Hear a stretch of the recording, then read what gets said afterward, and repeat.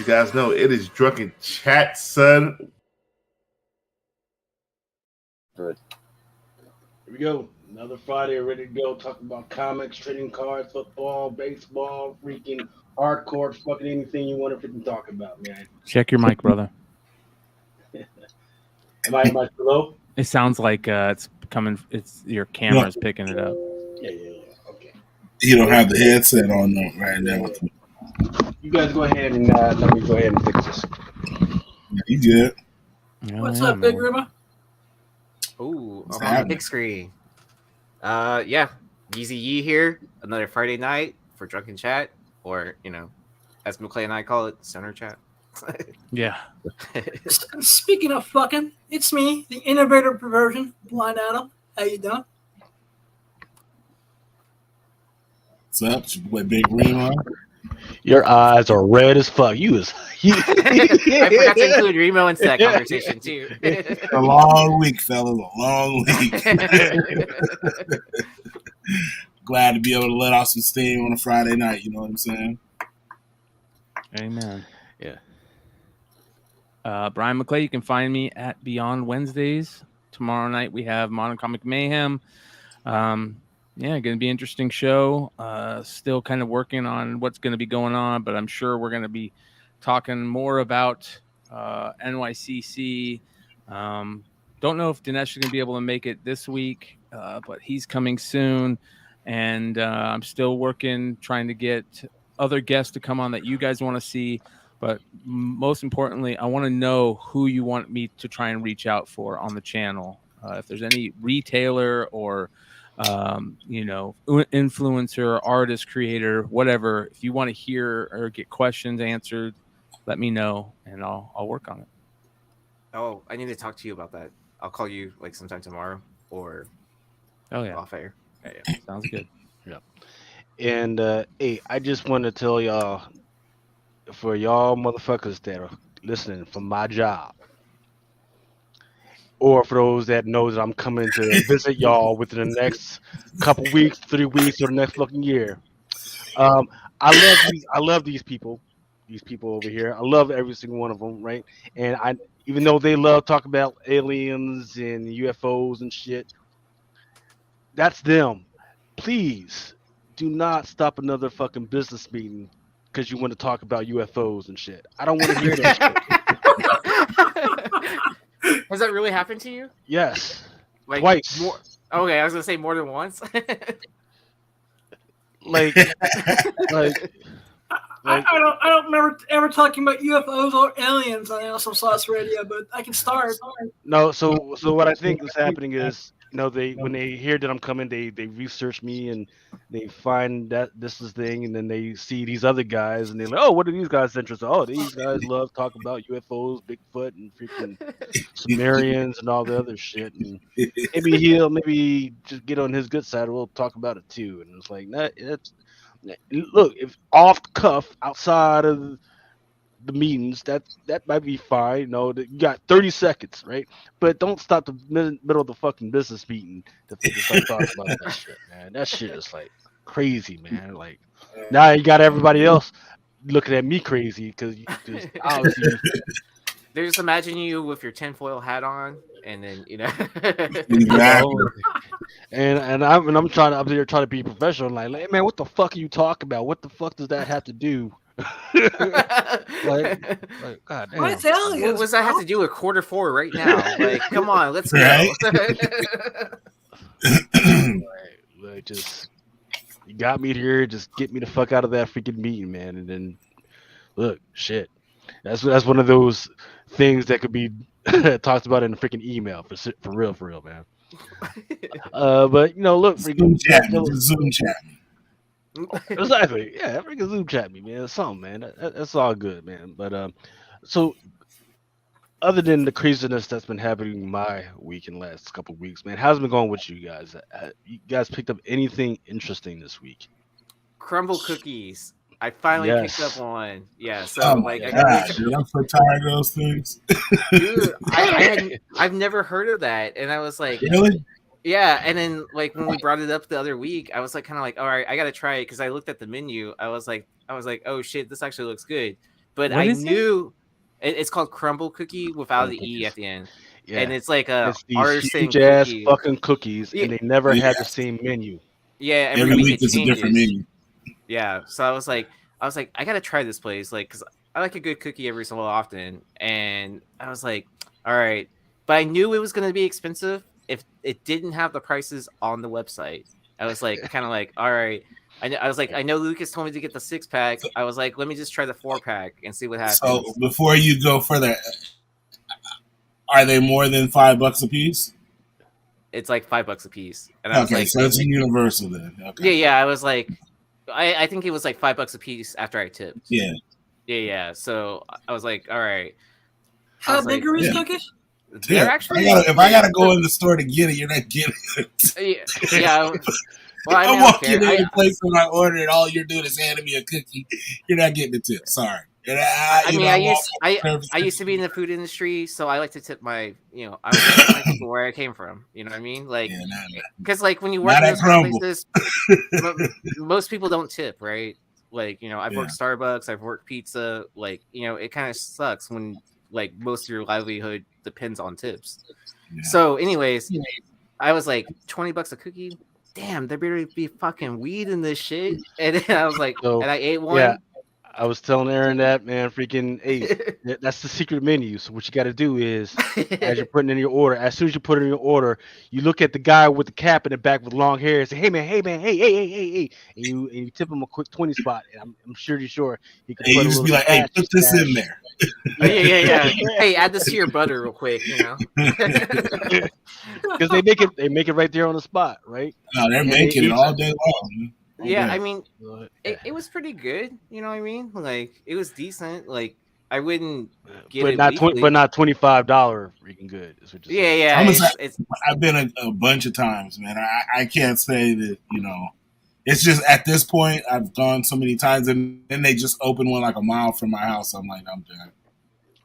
Yeah, it's like it's a treat yourself moment every once in a while. Yeah, when I had to like go there and be in the area to get it, it was cool. But then when they opened one right by my house, I was like, or it's those like cookies you buy for your SO, and you're like kind of like you're like, damn, I know I fucked up, and so you get her like Yeah. They have some good ones though, man. There's one that I haven't got yet, and I've been waiting for it. Is the key lime. I had that one. Yeah, I had that one maybe a month and a half ago. It was pretty good. Yeah, dude, it hasn't come back around. It came out during the summer, like around May, and it hasn't been back. And I've been waiting. I was like, man, it must just be out of season or something. I'm like, it's because limes are too expensive right now. Yeah, I'm like, I've been wanting that shit so bad, and I can't get it. It hasn't come back yet, man. I'll give these cookies a try. Yeah, they're good. I think it's CRUMBL. Yeah, without the E.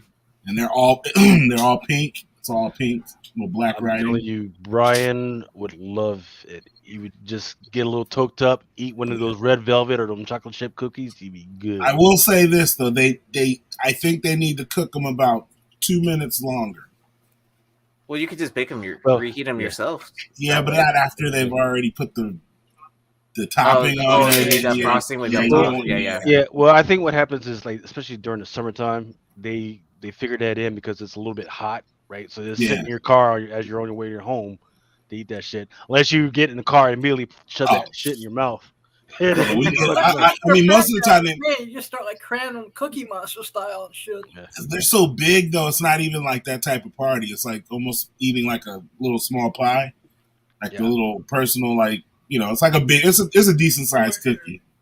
Yeah, it's decent, and they always have the chocolate chip, but then the other 4 or 5 cookies are different.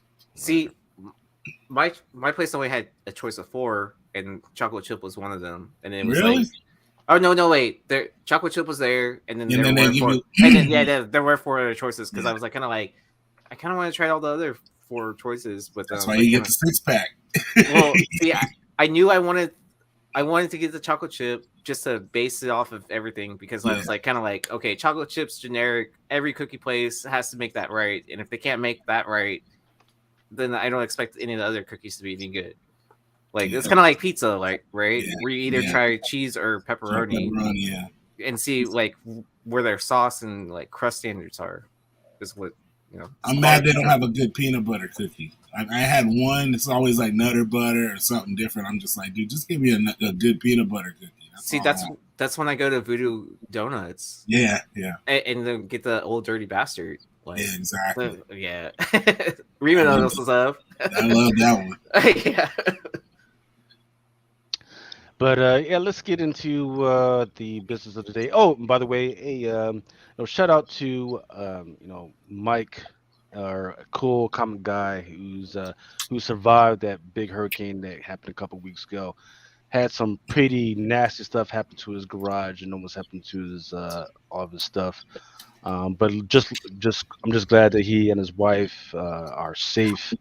But he's saying he's going to need some help. So I'm looking for him to pass us the link, and then he says he's actually got an eBay that he's going to put up a whole bunch of stuff. So if you can shoot us both of those links, please take a look at all that stuff and see if there's any way you guys can help. Manny Clapper Comic Mentor says, but Munchie ever chocolate chip cookie warm up in the microwave for 10 seconds and add a scoop. That sounds like fat people freaking process. You saying ketchup? Oh, I use ice cream as my milk for cereal. Jeez. Yeah. I like to take, want to know what a fat stoner likes to do? I like to take chocolate cake, get a piece of chocolate cake. It's got to be homemade chocolate cake, right? Chocolate cake, and then take a scoop of ice cream and put that in a little bowl and mix that shit together. Yes. Ooh, I got to try that. Excellent. Yeah, don't fuck around with, because you know how they had those ice cream and they're like chocolate chip cookie ice cream. Nah, get a real fucking cookie. Yeah. Put it in some fucking ice cream. Do it like Brian says. You're gonna be freaking good. Have you ever had those milkshakes where they take a slice of cheesecake and blend it in? Man, there's one that they put like Brian said like a triple layer chocolate cake, and they take the whole thing and they put it in there and blend it up. Like they got the cake up there and they'll cut a slice for you, a big fat slice, and they put it in there, and then they blend it up, and then they'll take like another slice and they put it on the edge of it. And they give you the milkshake, and it has the big old slice of cake on the side of it. I should have waited. Like we were just saying. So I'm not gonna bother showing you the blood that was all on the dance floor for Wall Street, but no, once again, we're keeping an eye out on Walt Disney. $94, still close to where I want it to be for you guys if we can jump in, just not there yet. It's at $94. Needed to drop down at least maybe $5, maybe $6 more dollars, and then you're safe. But $94, it's still freaking bloody. Remember, it was just 2 weeks ago. It was at 106. 106 just 6 months ago. I want to say actually, because at one point it was at 116. There we go. August 17th, it was at 122 or something like that. And then in April of 19, it was at 130. So for it to drop down to $94, no, that's some interesting stuff. And I have a feeling I know why. What's going on? There's some interesting stuff that was happening for the last couple of weeks. So you guys know who this little lady is, man? I've seen her all over the place. Yeah. Absolutely gorgeous when I see her. I just don't know her freaking name. Her name was apparently Rona Mitra. Is that the right way to say it? Sounds right. Yeah. So new Red Sonja. Yeah. Well, she's not the new Red Sonja, but she has been added to the cast. Okay. The new Red Sonja is the lady over to the left. I forget what her name is. Yeah, she's beautiful too. Yes, absolutely freaking gorgeous. There it is. I even put it up there. The new Red Sonja, her name is Matilda Lutz. The person that's been added to the cast is Rana Mitra, and I don't know who she's going to be, but I tell you what, she would be an interesting add-on as a Vampirella, because got to remember that between Deja Thoris and Vampirella, they're running in the same rungs as Red Sonja right now. So I don't think Rona is the type of person to go, I'll just be second fiddle in some other freaking movie to this person that nobody's even heard of right now. So this is something to keep an eye out on, even though it's like Media, Dynamite, bunch of companies that people never heard of, but I am keeping an eye on this one. Um, what's even more interesting is I decided to check out the prices for her first appearance for Red Sonja. $25. $35. What's Um, the Mike Pike production stock doing now? oh, it's probably shite. Like this 0.00010 or something like that. I wonder if I was like, because through my stock thing, like it won't even let me buy any, like because it's like I guess like not even on which market, like what. Yeah, because there was the I think the SEC sent them something that they needed to do something in order to stay on there, and they decided to let it lapse. I think last month or was it a couple months ago they did pass again, so they should be back on there soon if they want to. But I think they want to garner more money, and I think this is one of those first steps that they're going to be looking forward to doing that. So Gotcha. let's see, Mike the Bike. Yeah, it's not even coming up, but yeah. So Conan the Barbarian is that's for Raws. It's going around $35 Heritage Auction has some 9/8s going for maybe like 25 to 3,500, but not a lot of action so far because I don't think people are kind of tracking what's going on with Red Sonja right now. A lot of weird stuff when it comes to DC, right? This was going to be the year that they were going to invest heavily in the LGBTQ plus community, and like I always say, if you want more representation, when they put the stuff out, you actually got to freaking buy it. Well, it looks like maybe the community wasn't buying it because after the numbers came out, they've canceled the Action Comics storyline, or they just let it lapse. They're like, hey, that's it. And then there was also the Robin Hood, the Drake Robin. one. Yeah, they Yeah. canceled that as well. So look, man, I'm pretty sure they'll carry on in other storylines, but them being as the center figures, they're going to be put on hold for right There's now. already a new John Kent one announced. So Yeah, I heard it's still in like solicitations, and then who's the writer? It's like Tom Taylor. Tom Taylor. He debunked that his new book was getting canceled or whatever. He debunked it. Well, we'll see. Yeah. Well, I mean, like Yeah. because like his book is still listed in solicitations for next year, and it is still on schedule, is what he was saying, or something like that. But will the retailers buy it? Oh, I don't know. That's up to the people. So they canceled him. Are they going to rewrite him as a straight man now, or? I don't know. No, I mean, probably not. It'll just probably be like his love life won't be the center focus of the story anymore. Which That's what I'm saying. I think that's a decent move to make on that character. On most characters, we want to. I mean, love life should be like a small portion of a comic. It's not like it shouldn't be there, but it shouldn't be main storyline type stuff. Oh yeah, as much as it is. And then Mojo Quid has it right there, where it's not getting canceled. It's getting released under a new title. Yep. Oh, I got you. Well, somebody needs to send that to Matt McGloin because he's the one that wrote that shit. But so this was the interesting news. The Cartoon Network is merging with Warner Brothers Animation, and Oh wow! so people have been up in arms, like wondering what's going on. It was like, look, there's all types of stuff happening with that, and I just wanted to bring up some things of why. He poked his head in, man. You got to send him a link now. Hey, Nuss is in the house. Send him a link. You can't come in and be just in the chat. Who, Gary? Gary has the link. Gary has the link. Sent it to him a couple of hours ago. So he needs to just pop on by.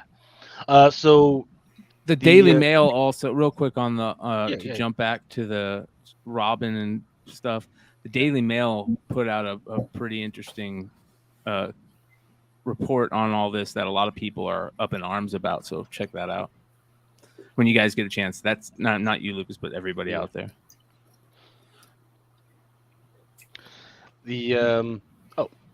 Okay, so so when it comes to this whole cartoon network, for those who haven't been noticing, there was a lot of animation stuff that was just silly canceled. Amazon, Netflix canceled a whole bunch of stuff, and it's not like, oh, we don't have enough money.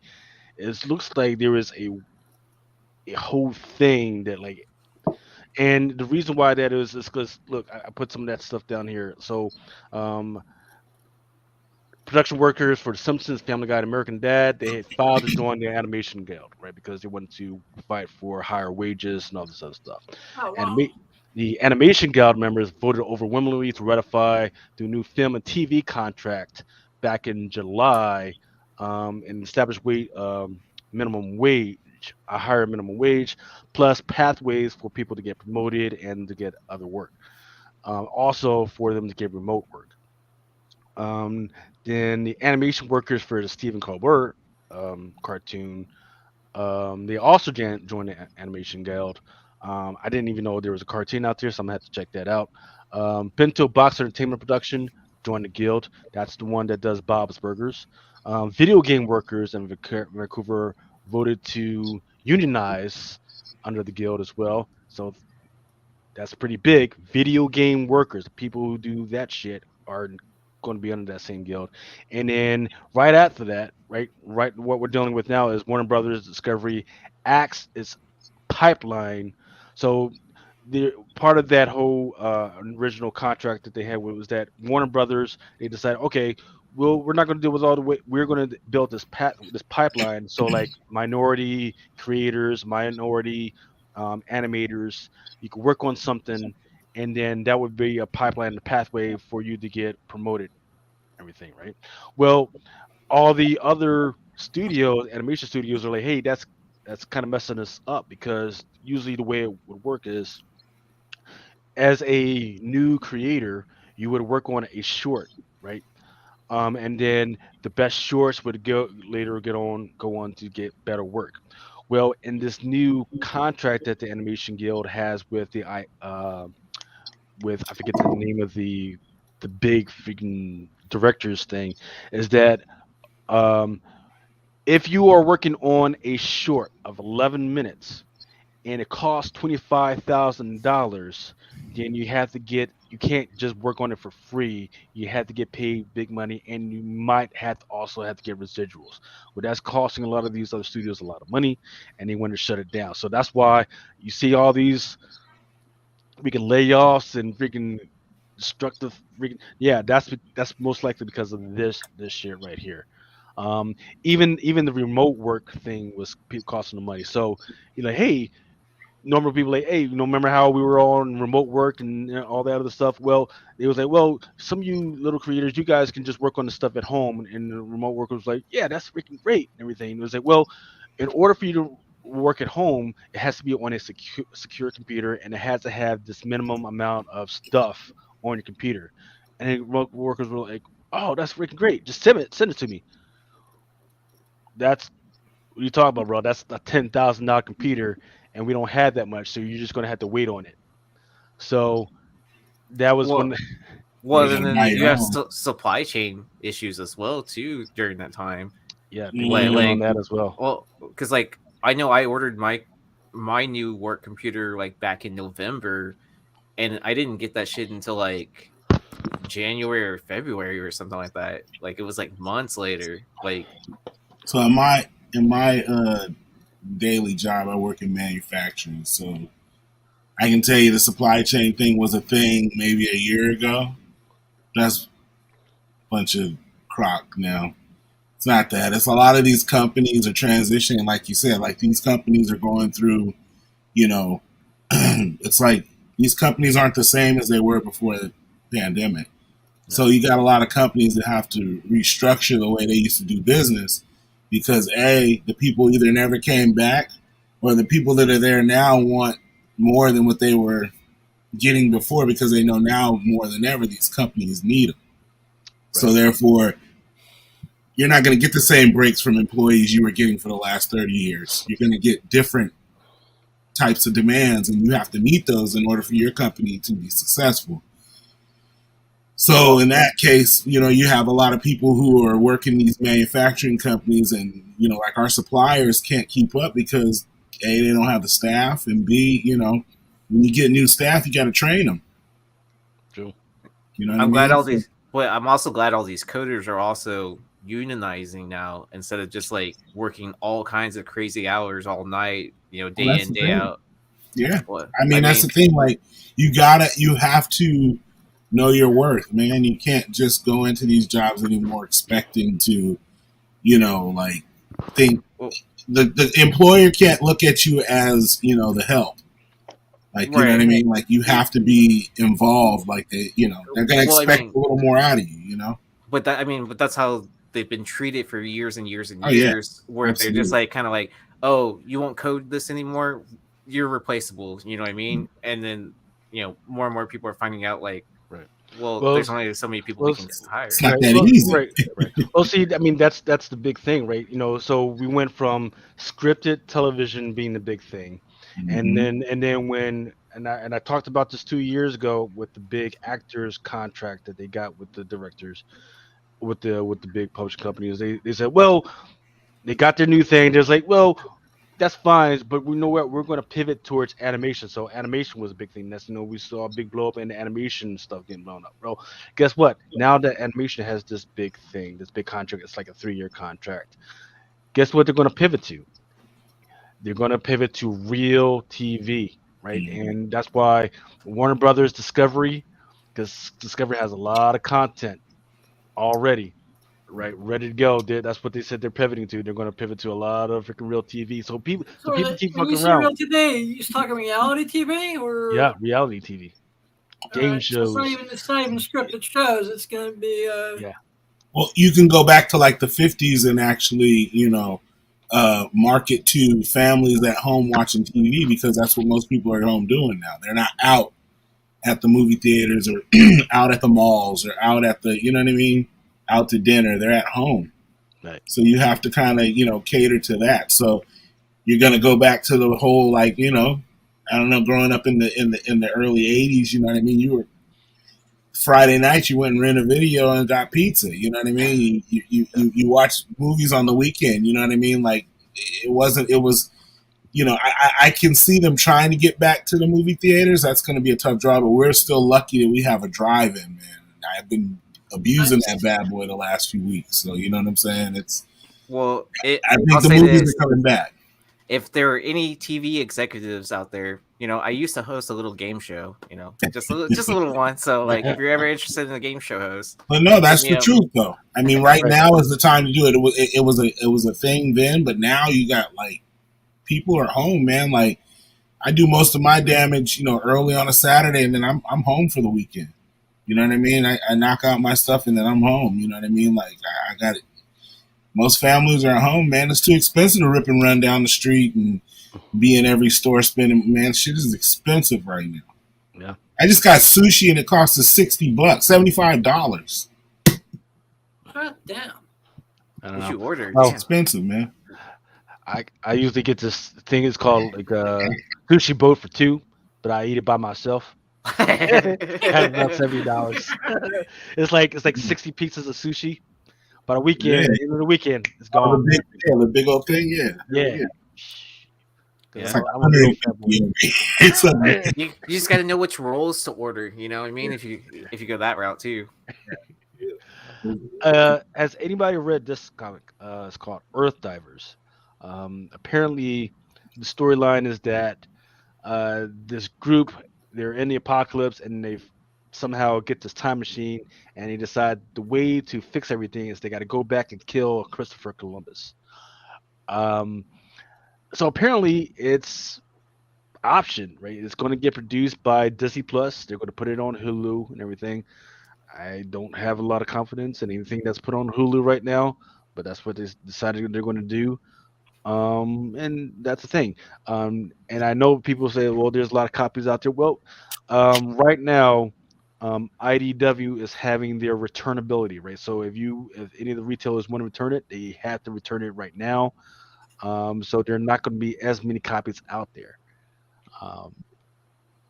And that's out there. What did you guys think about this? If you guys saw it, I didn't hear anything about it. I I'm hearing about it myself. I remember when this book first came out, right? Or first they first Had to solicit for it. yeah, the solicit for it. We talked about it on I think Simple Man's maybe, but great cover, great idea too. Yeah. right? Well, I mean, does it seem kind of fishy that like all these creator-owned IDW projects that are coming out are all getting optioned really fast, like within the first like couple issues after release? Does that seem Right. So weird we to have anyone? we have what was the other one? Was it called Dark Spaces? The one about the firefighters? Yep. Yeah. Right. Or dark wild spaces. Yeah, Something like that? something like that, right? Yeah. So I mean, it's fine to get option, right? There's just like I said, it's all this stuff is getting option, and we're going yay, yay, yay, but then do they actually get freaking made, Oh, that's true. right? No, with all the stuff that's going on, the economy is about to freaking get rocked. Actors and the INC, they're freaking fighting for every penny they can get. Is this thing even going to get made? I don't know. I'm happy for the dude. I think it might be an interesting idea if it can get made. Wasn't like the I'm suspicious about it because what was the I don't think it was it might have been an Image. The dude, the name, How long ago did this come out? like a couple months ago. Yeah. Yeah. Hmm. Yeah. What was the one joint about the dude who was the last man? Yeah, it was called The Last Man. Right? Oh, why the last man? Why the Why last man? That Yeah, got canceled. absolutely. No, well, yeah, it got canceled. I mean, it was an absolutely amazing freaking comic book. And it was a Great shit freaking show. story. Yeah, but as time the freaking show came around, they totally changed it so it was from the point of view of the women, It and it was sucked. shit. Show Absolute sucked. freaking shot. Yeah. So This is me talking. I watch every shitty show. You're talking to the king of the CW shit shows. I thought Why the Last Man sucked monkey balls. That's my story. So K. Joe says that IDW did a ash can at SDC for it that combined a few of the new ID books in it. Oh yeah. No, it wasn't just at SDCC. They sent it to the retailers as well. That might be remember that. something. I I'd remember. probably rather have that than just the book. I remember that. I wonder if I still got some more. Did I give them all away?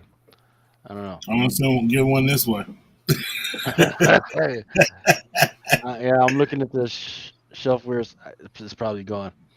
But yeah, so what I do know is that Penguin Random House, they're still selling some of the covers like B, C, and D. A cover is sold out. It's sold out at Diamond as well. So that's the thing. Plus, one thing to keep in mind out is that there is a sticker print that's going to be on FOC this week, this Monday. So just keep that stuff in mind. Blade, right? We've been waiting for Blade for a little while. I was excited to hear about it, but now after one director got swapped out and there was rumors about another director being moved in, now they're saying, you know what, we're going to hold off on it. And the release date has been pushed back to September 6th, 2024. I'm gonna be honest, man. It doesn't need a movie right now. Not this character of Blade. I agree. You should probably be sprinkled in. Show a short, maybe like 2 movies, like 2 episodes, like something to introduce them, or kind of how they did this Halloween special. Like at the Werewolf by Night. He should have He should have been in there. Yeah, Yeah. he should have been there. Right. It should have. Instead of that random guy that was there. There is the vampire and She-Hulk. Right. That probably. I hate that because it just makes it seem like it's not gonna happen. You know what I mean? Yeah. Like it's almost like it was Wesley Snipes. They fucked it up, or however that went bad. And it's almost like how they're doing Chadwick Boseman, like, we want to, make him be the only one, but this is by default. You know what I mean? Like, it's hard to recast that. You know what I mean? Like, and do it right, because everybody is still old enough to remember and know how Blade is supposed to be. You come with some bullshit Blade, like, it ain't gonna be. So with the release date being so far out, what do you think about the first appearance? What do you do? Do you hold? Do you sell, or do you wait for the dip and buy? I think you Right. hold, Yeah, and this is why. Because I really think that with the MCU delving into the horror stuff, right? Blade is set up perfectly for that. I think that they have ideas to do that like Blade MI13 Black Knight stuff, and also tie that in with all the horror stuff they're going to start doing. So I think Blade is a shoo-in for stuff like that. Yeah, Tim McGrath- Oh shit! Comic book royalty in the house. Gary, You're on mute. You're on mute. take your bitch, Nusser. it's a What up, town Nuss? perspective, huh? Been a while, guys. I'm, I didn't live in the world for so long. Good to see you guys. I'm an early bedtime guy, so I was waiting to get on, and I'm like, all right. I started drinking some. Can I get sponsored by Casamigos over here, George Clooney? But perfect time for me to come on because thinking about Blade, right? You're hearing a lot about Wesley Snipes, right? His name's coming back up again. They're talking about Blade. I know, they were looking at Ali getting in that role, but they want to start developing, as you were talking earlier, Lucas, about this predomination of females being cast and getting in, like trying to get every sort of demographic in. Well, you get the old school with Wesley Snipes. You introduce his daughter. You get that rolling. You bring in a new director. You have some time to get it developed. You can go that route of doing a special like we did Werewolf by Night. I know you guys talked a little bit about that previously, but I think throwing him in there would have been a disservice to that character. That's a great character. You can develop it. You can really stretch it out a little. He deserves more than being thrown in with a bunch of loser like hunters in there, and you get a little bit of Elsa. Man-Thing was the star of that. Werewolf by Night, you'll see a little more developed. But Marvel is now at that sort of juncture where there's a lot of bad feelings out there, right? Where we're seeing people like the She-Hulk finale was very divisive. No matter which way you went, the introduction of Scar, the Easter egg of the X-Men. They're pandering to fans. I like that sort of fourth wall breaking. I came in on the John Byrne She-Hulk. I came in on Dan Slott. I came in on Charles Soule. I was not a big Savage She-Hulk guy. You have all these people who were like up in arms. This is not the She-Hulk I knew. Savage She-Hulk was not a popular book. It was canceled quickly. But you have these people who find this sort of mission flag, right, that they're going to put down and they're going to defend, and it ends up being, other people who are on the fence get in that movement. And I think we need to move away from that, where we are right now in terms of a comics market, in terms of speculation, whether you're a buyer and a speculator, whether you're a collector, whether you're a reader. We need to find a way to sort of bring things back together. We need to go back to that sort of grassroots, old school movement. We can see now that writing's on the wall with a lot of these books that have been, perpetuated as books you have to have, and that building up a FOMO. And I think people are getting wise to this. Yeah. I think they're realizing that if the comic industry is going to continue to flourish, whether it be in film, whether it be in television, whether it be, obviously in this form, right? What I have behind me over here, I'm a collector first and foremost. And for me, speculation is not a business. Selling books is not a business. Well, here, actually, I have a question. Since you are an educator, stop me, Lucas. You're an educator, right? So you're around a lot of kids, right? Is there any type of vibe that you're getting from the kids of what they like? Yeah, that could be like a precursor for us to know what to look forward to. Absolutely, and I'll tell you, the publishers who have been on the ball are the ones who know that. It's all about the graphic novels, right? Scholastic is so huge. Like these Scholastic book clubs, when you were a kid, you used to get these like book club things and you'd circle the books you want. They're ordering graphic novels. The biggest selling graphic novel and comic sort of creator, and this is probably year-old data, is Raina Telgemeier. She did all of these sort of books like Drama, Smile. They're being bought up. Comic shops that are very savvy have a great kids section. It's sort of like a gateway drug, but it's graphic novels, right? It's bringing kids in. They're taking Batgirl. They're taking characters that we know well, and they're giving us sort of the angsty teen versions of them, or they're giving us versions by Rainbow Rowell is like a huge writer, right? She does YA lit, but she also does comic books. She did a great, very underrated Runaways run that was actually a book that sustained, I think, longer than people knew about. And that was being picked up by a lot of a teen audience. So you're looking at these books that are going to bring in that next generation. It can't be sustained by 45 to 54. Yep, there you go. Big Remo. Babysitters Club. Yep. Yeah, these are. If I showed you a picture of my daughter, I have a 13-year-old daughter. If I showed you a picture of her bookshelf, it would look exactly like what Big Remo's showing you here. It's all graphic novels. I tell you guys all the time. She has a Walking Dead stack on top that she's like, oh, I'm going to read that soon, Dad. And I gave her Bone also from Jeff Smith, obviously, which is a classic. I gave the big collected edition. So Nice. we try to pass these things on. That collected edition you kill someone with? Yeah, These are thick books, man, and they're reading them all.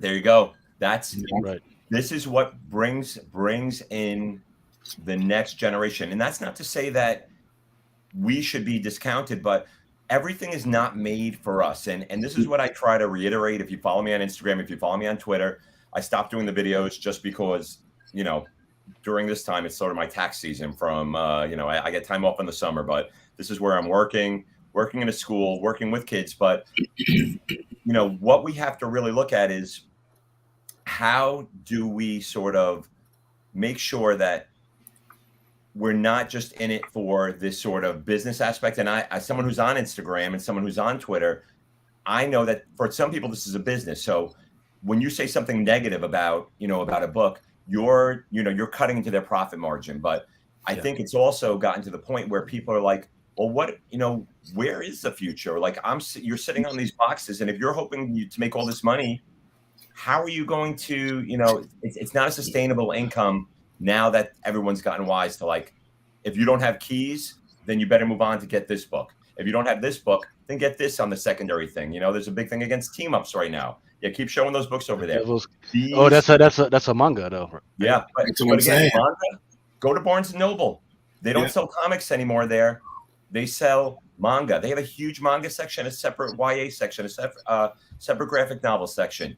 How do you then transition that into the comic stores? I don't. I live in New York City, but I've gone to a great place in Huntington, Escape Pod Comics, and they actually curate graphic novels and trades based on your interests. They'll have you fill out an interest survey. I did that for my daughter. They mailed her a great package of graphic novels and things, and that's how businesses sustain themselves. It's not going to be by fleecing customers. It's not going to be by trying to, keep selling the same old lemon over and over again to different customers, because they're leaving out and you're leaving a sour base, and it's not going to work. And all right, I'm gonna get off rant now. Well, no, because I got something for you, because exactly what you were talking about. How, if the kids are interested in manga, how do you get them interested in the comics?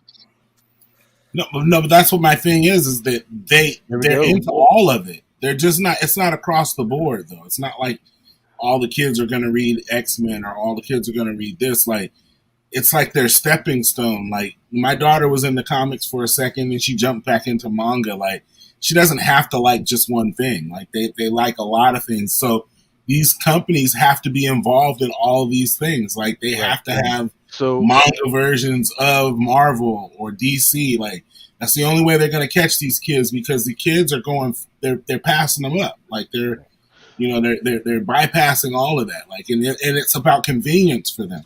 So if they can get books at school and then they can't get those same characters in the books at school, then they're not going to go to a comic shop. Right. Unless their dad takes them. So hold on, Remo. Let's bring in the big man. Mighty Moby! How's it going, brother? You're muted. Mute. And check your mic settings. Yo, sorry, I'm late. Fix my mic. Hey, it's okay. No, you're good. You're good. It's okay to take a nap. Just don't take that long dirt nap. Yo, I wake up the greatest. I see my man Gary, me and him finally face to face. After what, year and a half, maybe. Oh God, yo, McClay, I'm sorry I missed top 10. I was like, yo, let me go to sleep for like about an hour or so. Don't ever do that. Bro. 3 hours later. If you're gonna take a nap, man. Don't even say I'm gonna take it for this long. Just take it. I was knocked, kid. So I'm listening to great content. Yo, what did I miss, man? I got Gary. How you put Gary? You know, We're just talking about the kids. I shot him the link early so he can freaking get the Casamigos freaking all lit up and everything. And then look, I'm talking to his heart, man, because he is a leader of the children of the future, man. And what we're talking about right now is knowing full well that the kids are like all over this stuff, right? And I'm telling you, especially if you're a parent, those books that your kids love, go ahead and grab that. But also, if you can, look for those first editions, those hard covers. Because tell me that those is it Raoul Dahl, right? You know who that is, Gary. Raoul Dahl. Look at how much those first editions cost right about now. Thousands of dollars. So you can't tell me that 40, 50 years down the line that these first edition kids books ain't going to be worth it. Won't even be that long. It'll be like you said, when these kids get old enough to get some real money, and then they're like, you know what, I'm gonna go back and buy everything I had when I was a kid, or everything that I had. It's like what we do. It's like we go back and buy old GI Joes that we had, or those first edition, those first edition Cat in the Hats. Yeah, all of that stuff. Go ahead, look it up.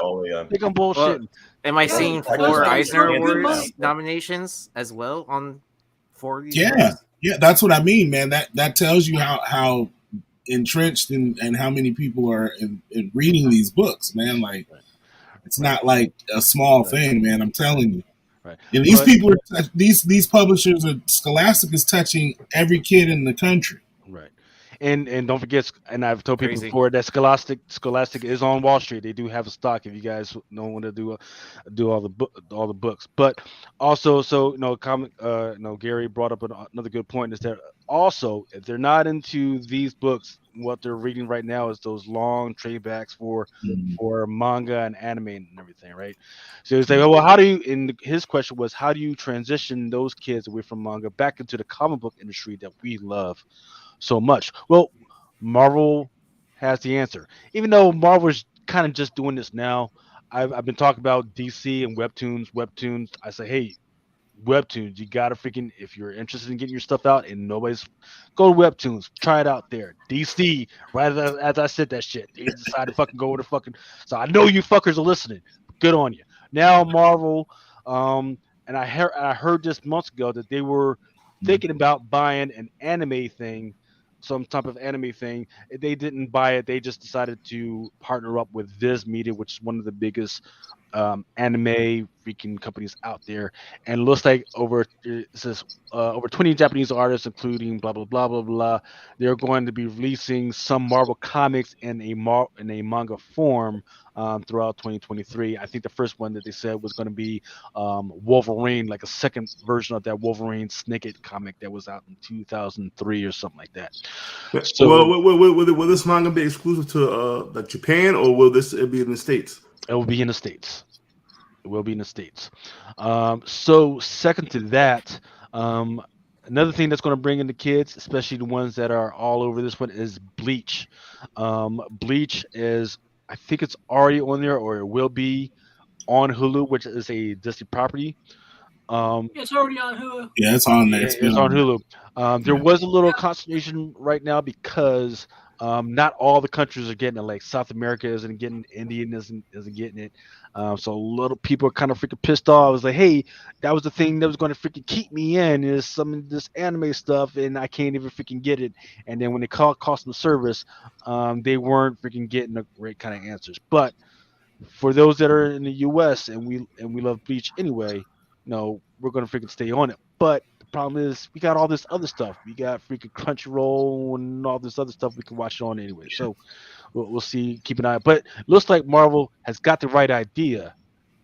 They're getting some of these IPs to put on their stuff. You notice that some of those other comic book stuff that they were doing, like Takaguki and White Fox and Ages of Atlas. They're still out there on the periphery, right? Yeah, But they're not that's fucking hitting it as hard. Shang-Chi, just shut that shit down. Nobody gives a fuck about Shang-Chi right now. But Tiger Force is coming. Tiger Force. Yeah, Tiger So Force we're is gonna coming. see. You're gonna see a rise back with like again White Fox. Obviously, you're gonna see those first appearances go up. But I think you're right, Lucas, in terms of like, look, they were doing all those mech books, right? Both Marvel and DC had their own competing like mech books going on. And we remember I grew up in the time of like Robotech and like Rick and Minmay and Lisa. That's my Robotech, right? That's all I knew. Right, but And- without the cartoon, the kids are not going to get engaged with it. So I don't know. Yeah. Well, I think if you look back on that other page where you look at, they're focusing on the artist. So you look, I think I saw Takeda on there. I think I saw Shirahama, who's done some beautiful covers. I don't think she's well enough known, but I think you need a writer. And you spoke a little bit about some of those books. Greg Pak has really been the forefront of Marvel's sort of movement to bring in these Asian characters. And I think you give him sort of his own sort of imprint within that division where you have sort of, he's taken a lot of these manga concepts. He's brought them into Marvel and tried to introduce them to varying degrees of success, right? We know Amadeus, he was Amadeus Cho. That's where he comes from. He's, he was created by Greg Pak. So I think they have to really look at who's the writer under this. Like the artist we always see, again, you can throw great art at us all day, but if the writing's not there to sustain it, it doesn't matter. It's not gonna sustain. You're gonna get that first issue crew in, you're gonna get beautiful variants, and then you're gonna see those numbers drop like a Tom Taylor Superboy book. Yeah. So, do you think that Marvel TV is a good way to transition into stuff for the kids, or has that shit just completely failed? And in terms of the kids, that Devil Dinosaur, right?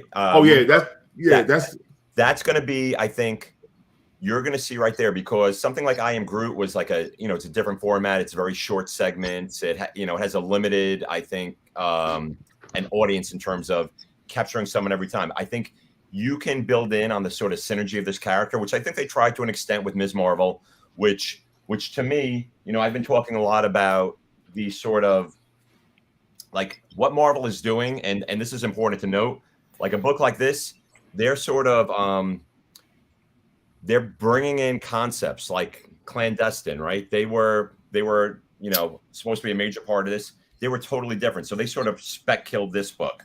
We just heard the Thunderbolts, right? So you had like all the Thunderbolts books. You had that version, which nobody knows. You had that version. You have that version. But now we're getting a version that doesn't really resemble any of them. So where does that happen? You got a throwaway character of, you had Mr. Immortal, right? Popping up in She-Hulk as a character that was like a one-line joke. So you have to be careful when you see these characters keep popping up. And sorry for that light that's popping in.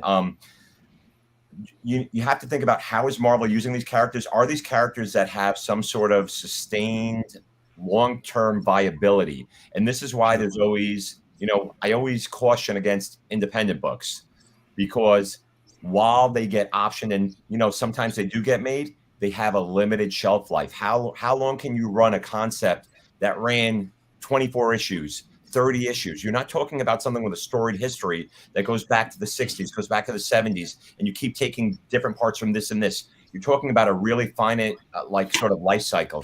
So always careful with independent books. That's why I've spoken about, I missed out on the 8 Billion Genies, sort of like, that was one of the few books that I was like, I got a preview of it. I was like, okay with it. That has captured the zeitgeist, right? In a way that we haven't seen in a while, but be careful. What I didn't do was try to overbuy back in and try to get back in. And that's what I want people to be aware of.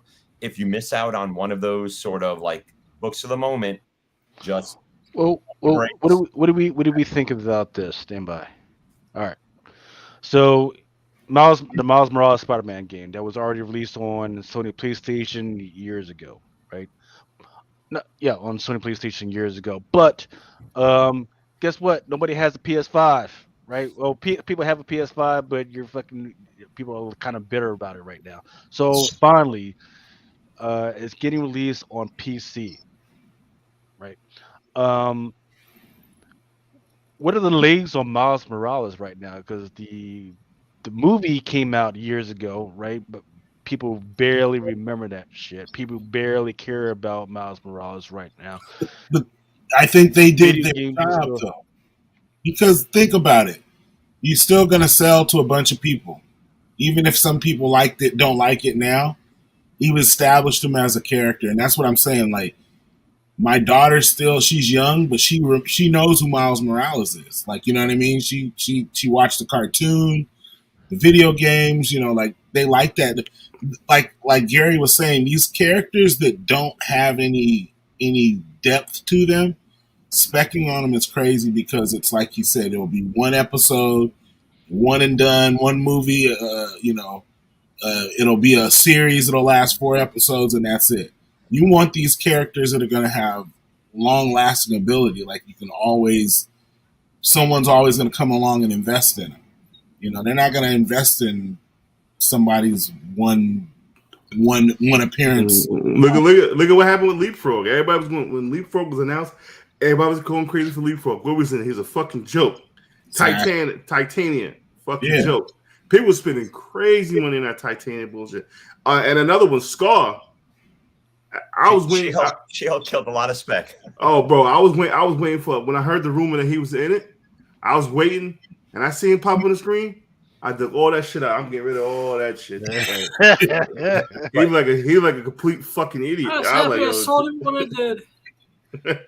Oh man! I was like, they fucked him up. But Mel, that's that kind of like if you know the book, if you're a reader of that book, you should have known, right?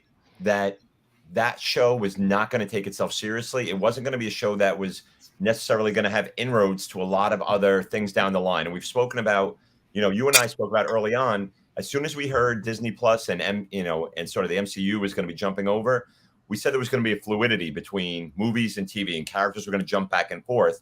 So it's figuring out who are those linchpin characters that are going to keep going back and forth. Like we're seeing Nick Fury come back again, right? In Secret Invasion. So that's going to be one of those characters that I think interesting to watch. I still have high hopes for Spider-Woman, right? Not the Sony, whatever's going on at Sony, though. We're starting to see pictures come out of that also, right? That people are like, you got those pictures of Dakota, and you got the pictures of Sydney Sweeney and someone else, and they're all in different characters. So now people are like, oh, who's this going to be? But again, we know what Sony's done with movies.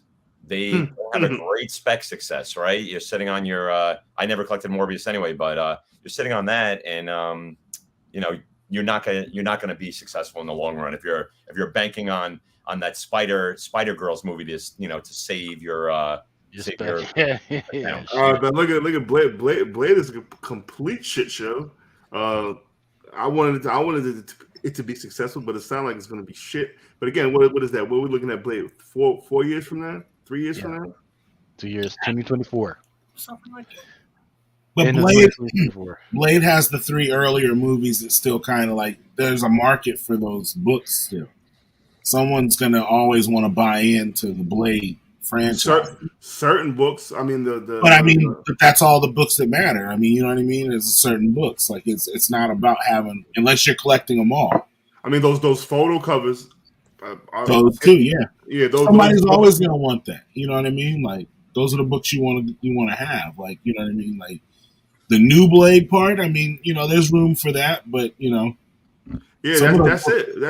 And then going back to what Gary was saying, like when we were coming up, movie spec was what sustained the quote unquote comic economy. Yeah. Now movie spec is shit.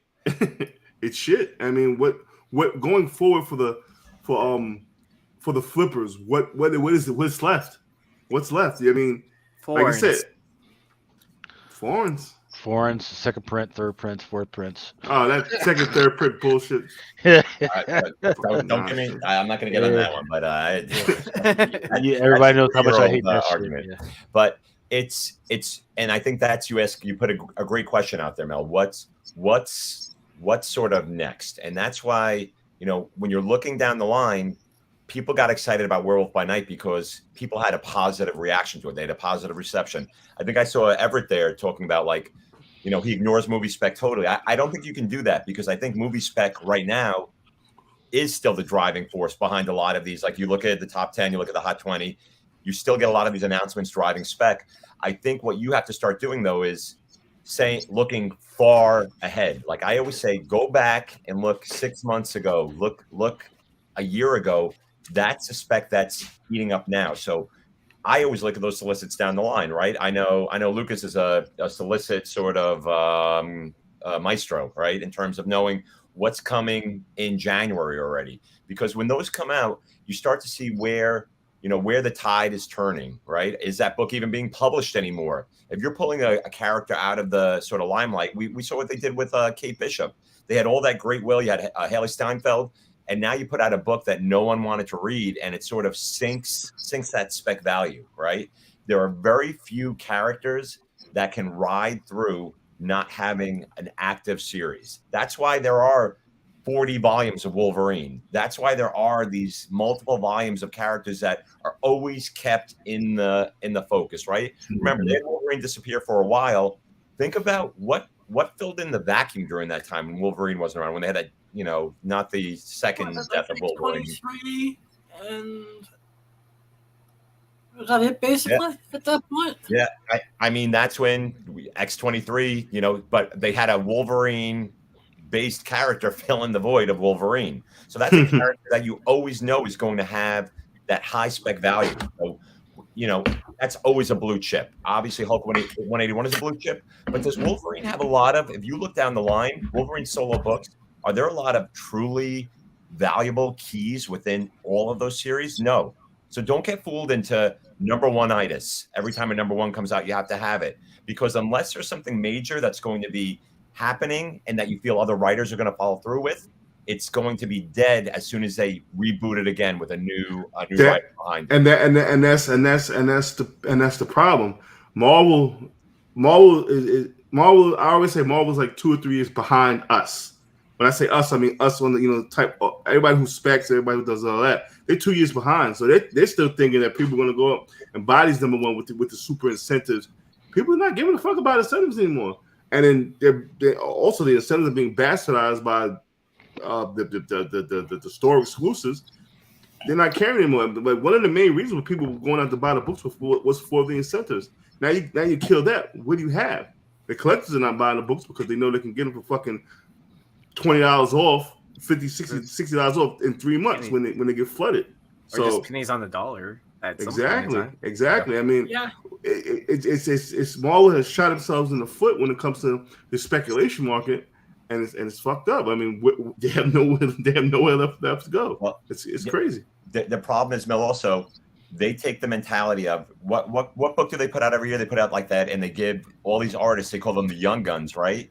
And they keep putting all their money into artists, but again, I think it's such a simple concept. It's the writers. Follow the writers. Like, who are the writers Marvel keeps bringing back?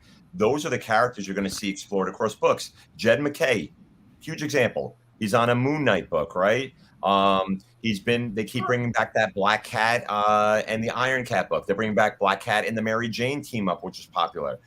Ben Percy, who's on the Wolverine book, and the Ghost Rider book, which I think is a book that if people aren't reading, they probably should be, because it's as good a Ghost Rider book as I've seen since back in the days when you had sort of Javier Salataris on the art, if you remember those days, back when it was Spirits of Vengeance. So this is a great, like, you're introducing major characters in there. So there are certain writers that you see pop up. Jerry Duggan is all over the place, but I'm looking at that thing that Lucas put up here, that Fall of X. What's that going to do to X-Men spec? Is Krakoa, the Age of Krakoa, done? That's what some people are speculating. Other people are saying it's just going to be they're going to continue with what they have in their own separate corner of the universe, because it gives them almost their own brand and imprint over there. So, and that's going to be right from the other X event, Sins of Sinister. So look how they all sort of building blocks to get you, just as you're ending one, you're into the next. Like, what are we in now? What's that? Day of Judgment? Is that what? X-Men? Yeah, Judgment Day. Yeah, Day of Judgment. I mean, every book it's in, right? It was in 7 Marvel books this week. So they have this sort of bad habit of falling back into what they thought was successful, but they should learn, right? What was the Asgard one where they came, they invaded, and that was a War of the Realms. It was a huge sort of failure in terms of, and now they're doing it again. It's a self-perpetuating cycle, and we keep falling for it, and they're going to keep putting them out. And so this is also a good point, man. I don't see Scar long term, especially the way they introduce him. Like, oh, by the way, I got a kid. He got a fucked up haircut. It's just crazy. I said it in the chat. Well, It's a monk haircut style, you know? Yeah. You know, if you're like off on a planet somewhere far away, you got to study something, right? Yeah, but that ain't Scar. It's like if you're gonna do the character, it's just well, my man freaking Rad say like a non-binary monk. I was crying. That's because they spent all that money on freaking She-Hulk twerking. That's where the fuck money went. You know, shit is bugged out. And also, Gary, I want to touch about that in their own show. I wanted to touch on something earlier that you briefly mentioned. Being that Moon Girl was such a success scholastically, and it's those kids, which was one of them was my niece. She's kind of grown up now. Do you think they missed the ball on that younger generation for Moon Girl? I think so. They did. I think so because nobody knows who she is. The trailers that old boy has been trying to drop, it's not hitting anywhere. You know, they shot themselves in the foot a long time ago too by saying that it's only going to be on Disney Channel, like on cable TV. Like, I mean, people have cut the cord already, and they're just streaming stuff like constantly, right? Yeah. Instead of just like using a standard cable. They should have dropped her in just a quick cameo in Kamala Khan so we kind of get an idea of who we are. Then we can get a freaking animation, or they should prepare to put her in, once again, just another quick drop in the Black Panther Part 2. Yeah. I'll say this, though. I played there's a short the theme song. If you go on YouTube, they have a video for the theme song. I played it for my... the panel this week. Yeah, it's like a song. It's like a Raphael Sadiq song. Raphael Sadiq, yeah. And I played it for my daughter, and she was like, Comic-Con. Yeah, she was like, I can't wait to check that out. You know what I mean? So I mean, she's interested, but now it's like, can they follow through with it? You know what I mean? And actually keep her interest, because if you watch that channel, they play those cartoons to hell, man. Like they just keep playing them, you know what I mean? They're on 24 hours a day. So if the kids get interested in, like, you know, my daughter loves Teen Titans Go, so it's like it's along that line. So I mean, it can still grasp a pre-teens interest and carry over. You know what I mean? If it's done right.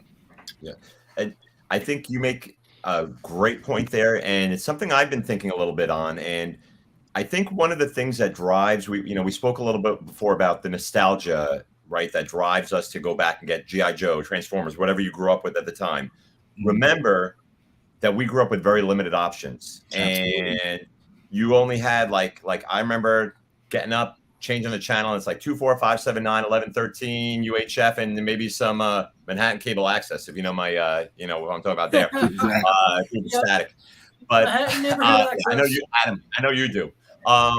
But what I think you have to look at is there a rewatchability factor? I watched like Raiders of the Lost Ark, Back to the Future. Those are movies that I watched multiple times over and over again.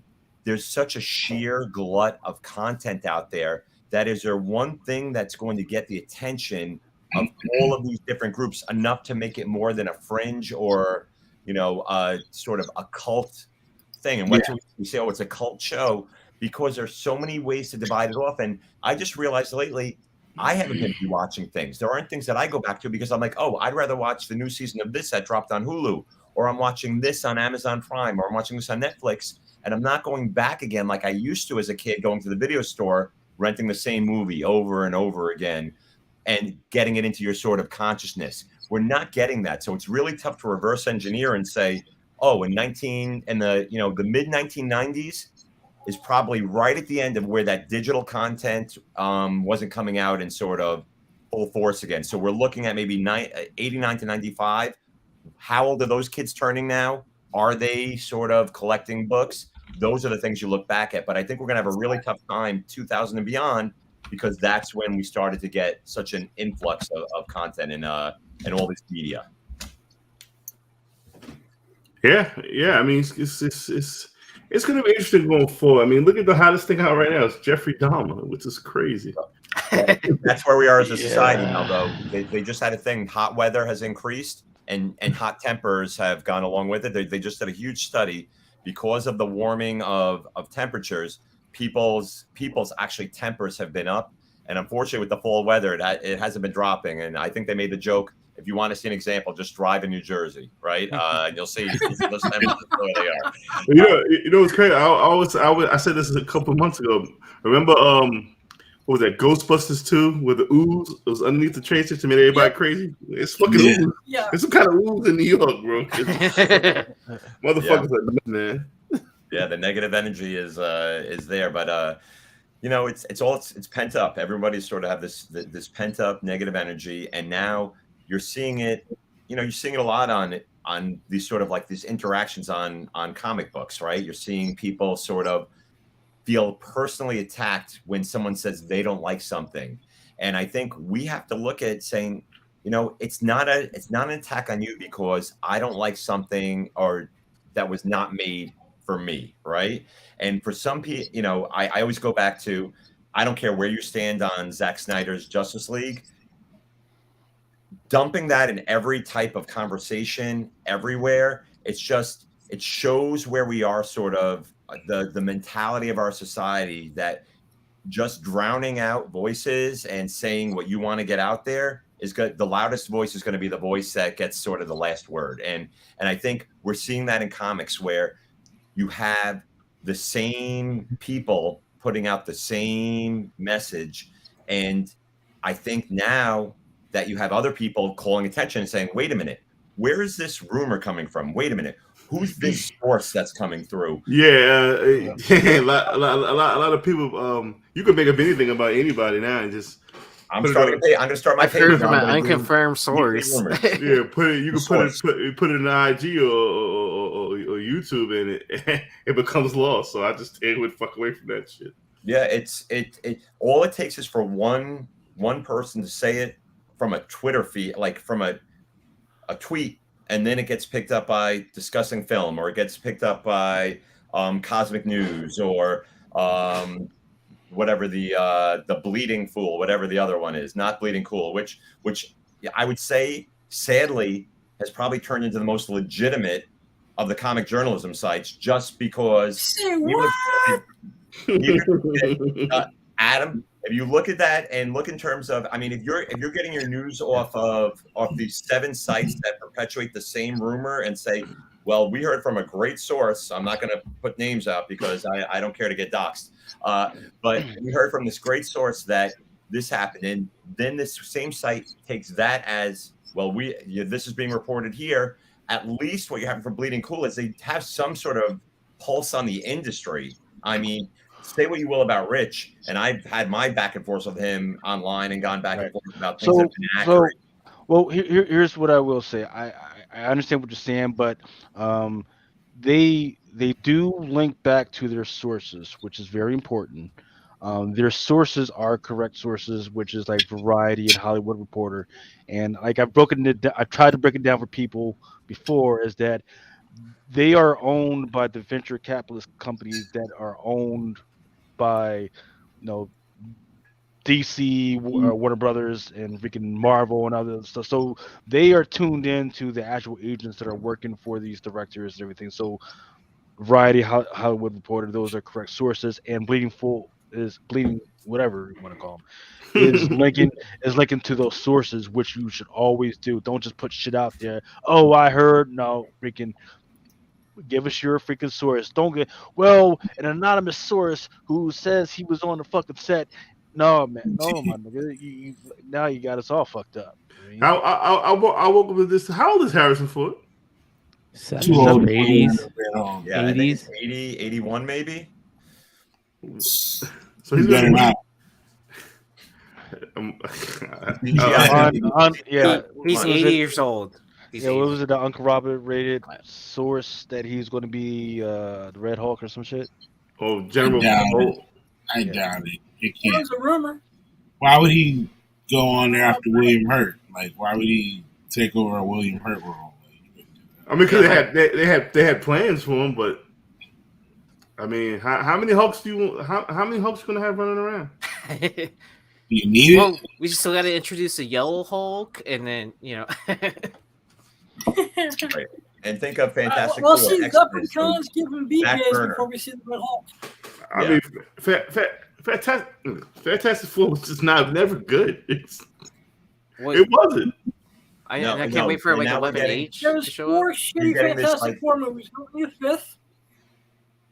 Let's say it's 5th time is hopefully the charm, because now people are going back and having retroactive, like, oh, this movie's not that bad. They haven't watched it. And again, it's because they don't want whatever because their vision's not being met, right? If you don't put John Krasinski, which some people think is the only thing that Mr. Fantastic can be, and they tease fans of the Illuminati, that's immediately going to have this segment of an audience reject whatever you put out there because it didn't fit what they wanted sort of the next movie to look like. So that's the problem. Everyone has their fan casting in mind, and when they don't fan cast who you wanted, or they don't take the direction you wanted, it all of a sudden turns off this percentage of the population, and you do that enough that you have a majority rather than a minority of the population coming forward. And again, that loudest group that has people who are satisfied tend to communicate less than people who are dissatisfied about things. And that's just the nature of the world, whether it be in real life or whether it be on social media. You're going to have people complain more than they go out and give raves about something. So that's a problem. You can never satisfy it, especially on the internet. I don't know anything that's fucking got 100% of likability. And another thing, it's funny how a show is good if the spec is good. Oh, this is a great show because the fucking spec hit. Yeah. Werewolf by Night. I mean, I'm not saying Werewolf by Night is great because of the spec. I'm just saying the spec kind of hit with Elsa Bloodstones and it's getting good reviews. I mean, put 2 and 2 together, see what you come up with. Yeah. Well, that's a segue into Black Panther. I think Riri's going to be amazing. I think Black Panther is going to be amazing. What will that do for spec? I mean, What do you think, Tosin? You think Tosin's going to make an appearance? I just want it to be a good movie at this point. Yeah. I don't care if he does or doesn't. I want it to be a good movie at this point. Exactly. I mean, I'm glad we're going to see Riri. I think if her costume with all the toys, if that's real, if that kind of appears in there, I'll be excited for that. That costume looks amazing. But are they writing Which costume? Like the handmade armor or the anime looking one? Yeah, the animated looking one. That looks amazing. But I think Longshot had posted something like that. Chip Zdarsky had said that they told him to write that Daredevil fucking She-Hulk in the book. If that's real, are they trying to correlate comics more with the movies or vice versa? How is that working? What do you guys think? No, they're watching the show because specking on fucking. Remember Adam right there. Boom, specking off. Chip.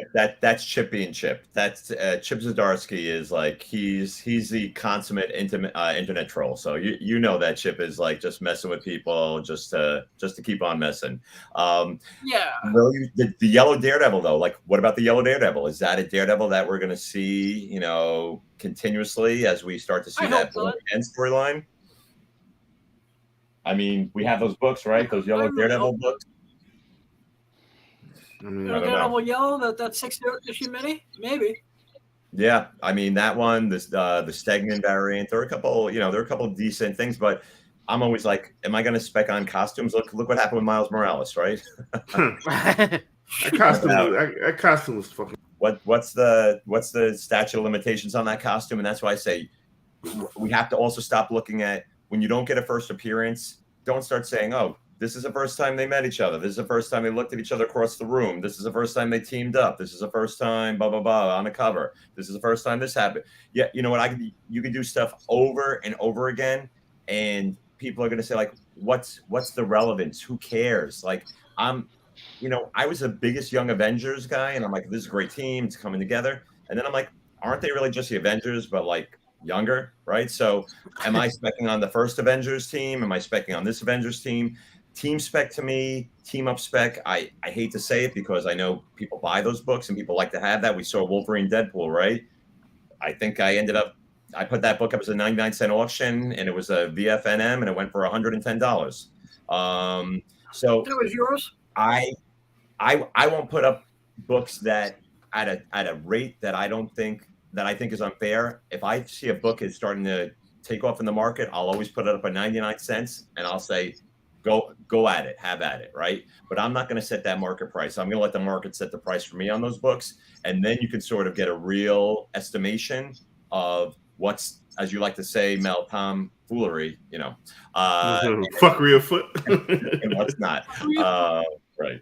So, thinking about that, think about what you're buying. Why are you buying it? Do you want that book in your collection? Is that book going to appreciate beyond what you paid for it? These are things that I always say: educate as you speculate. Right? That's what you have to do. I mean, Wolverine '88. That's a hot book right now. Yeah. I said goodbye to that book. I was like, kind of like, so long. Like, I was happy to like have it for such a long time, but like it got to the point where it's like, all right, it's gonna hit an unbelievable price. Like, so long. Like, hello, new book. Yeah, well, like I said, right, don't look back after when it has that spike again. When you get the next trailer that drops, and all of a sudden you're like, oh my god, I had that book and I got rid of it. What you can't do is look back and say, oh, I should have waited to this point, because you keep waiting, and you end up with like those books that sort of just weight down your spec boxes, and that's what happens. People get greedy and they watch and they wait too long, and you can map out like sort of that spec matrix. New York Magazine used to have here's anticipation, here's nearing peak, here's the top of the roller coaster, here's post spec, and then down here, over here, when it just starts to spike again, post hype, right? That's when it starts to pop up again, and that's when people are like, oh, I should have held it. No, if you sold it here, you were in the right spot. So never look back. And remember, always the waves, the Janet Jackson wave. What have you done for me lately? It's quick. It's quick. Like my Scar books. Bye. If you can sell a book for double what you paid for it or whatever, then you up. You up. You know what I'm saying? So it's like, you don't want to be greedy. If you just want to get the money back and just it's the rush of flipping the book, and have at it. Like, you know what I'm saying? Like, it's just me being lazy, digging those shits out. Like, yeah. Because I was late to the party on that Jeffrey Dahmer shit. I didn't even know until today that the comic was actually in the show. That Jeffrey Dahmer of Jesus Christ. I had that. I got a signed copy of that. I sold that for like $80. Richie. I have one copy left, and it's staying in my PC. I paid 30 cents for that book. Fuck it. It's all profit. Yeah, exactly. That's what I'm saying. You make some Hey, that's expensive for a Richie Dahmer. For a Dahmer autograph. Oh, I wish it was the autograph by him. Like, I was just joking. I know it wasn't. It's Dahmer versus Jesus Christ. I want no part of that. The book might start floating in the house. You know what I mean? Get rid of that bad boy. I have that Smallville book, and it had like Tom Welling, and it had the one who went away for that Nixon thing. I can get her signature on that, right? She wasn't at New York Comic Con, I don't think. I think her ankle bracelet didn't let her through the gate. That's funny right there, man, because she was definitely on one. Wait, you can't travel with an ankle bracelet? You can. I tried to get through, Aaron. They don't let you through, so. Yeah, okay. I heard that's not the case at Baltimore, so I think I'll be all right. Nice one. I'll be right back. They might let you get off the ankle monitor if your PO lets you. Yeah. Right. Hey, Remo, what is this blue Marvel toy? Which one? It's when you put in the chat, private chat. Oh, no, I was telling Mel, like, he was saying that we'll never see the blue Marvel. I'm like, man, they got a Marvel Legend. He coming somewhere. Yeah. You don't just bring these characters up for no reason. They're going to be in something. Well, it all depends. Like how often do you see them in the comics? And Gary could testify to that. That's the ultimate. The more you start to see them in the freaking comics, the more I know. Yeah, they're freaking coming. Like Madam Mask, I know she's coming. Leapfrog, I knew he was coming because he was just showing up in all types of places, especially in that Iron Man. And he's going to be in the next volume of Iron Man too. So they've got something planned for that dude to show up, keep showing up. Blue Marvel, he was just in I forget what series that was. It was him, uh, America You don't think he's Chavez. going to be in the Marvels? Yeah, he was in the Ultimates. Remember? Yeah, he was in the Ultimate, but that was like a while ago. I'm talking about. That's what I mean. But that Yeah. had America Chavez. You know what I'm saying? It had what's her name? And a bunch of people, man. They had a nice little run, but he wasn't the star of the show. You know what I mean? Like it was like you could tell they were still trying to get America out there. You know what I mean? But I think they're gonna bring him in. He's not. He's gonna have to. You know. Up and Down says that the current comics have no connection to the MCU. Sabaduski wishes there was, but Fahey doesn't give a shit about him. Well, according to the way it's supposed to work, Fahey is supposed to have direct edit over what can and cannot go into the comics. They were supposed to make sure that they kind of match up and don't fuck each other over, so that by the time you've read something and you end up going to the cinema, your whole experience is the fuck. Like that's not the way it was in the fucking comics, I think Lucas, there's two trains of thought on that, right? One is that these things are produced so far ahead that unless you actually have the writers of the comic in on the sort of storyboarding sessions for the films, there's no way you can catch up with that. And I think the other part is we've seen it's sort of a pastiche of take some of this, take some of this, take some of this, throw it out to the wall, see what sticks. And on the other end, on the converse end, I mean, it is DC, and we know, it's fashionable to bash DC. They tried that with Black Adam. Like they've had these Black Adam solos coming out every week that are detailing characters that are appearing in the movie, and it's sort of it's tied in somewhat to his past. They have a backup story, but then they have a current story that should be tying into the film. I haven't found them to be particularly readable or enjoyable. I like the old JSA stuff. I like the old, like the Black Adam, the Tomasi series, and of course 52 when he when he ran through there. But I don't see a lot of interest in those books. I mean, that's in general. Like, so what do you think of? What do you think of White Adam? But anyway, what do you think of White Adam, the new Black Adam? They call him White Adam. I think it's textbook Priest. I think this, like, Christopher Priest came up with an idea. He came up with a concept. He's like, I'm going to ride it through. I'm going to write like I write all my books in this style, which I happen to enjoy, like his Quantum and Woody stuff. I really love it. He does the same sort of like trick throughout. I don't know why you're introducing this character as the sort of the lead in a book. We talked about corporate synergy. At the same time, you have, The Rock playing Black Adam in a movie. And I think that's why you have them putting out this sort of side series that anyone walking into a comic shop says, oh, I want a Black Adam book. They're going to give them that book, and they're not going to give them, I think, the other Black Adam book. They won't know what the hell's going on, to be honest.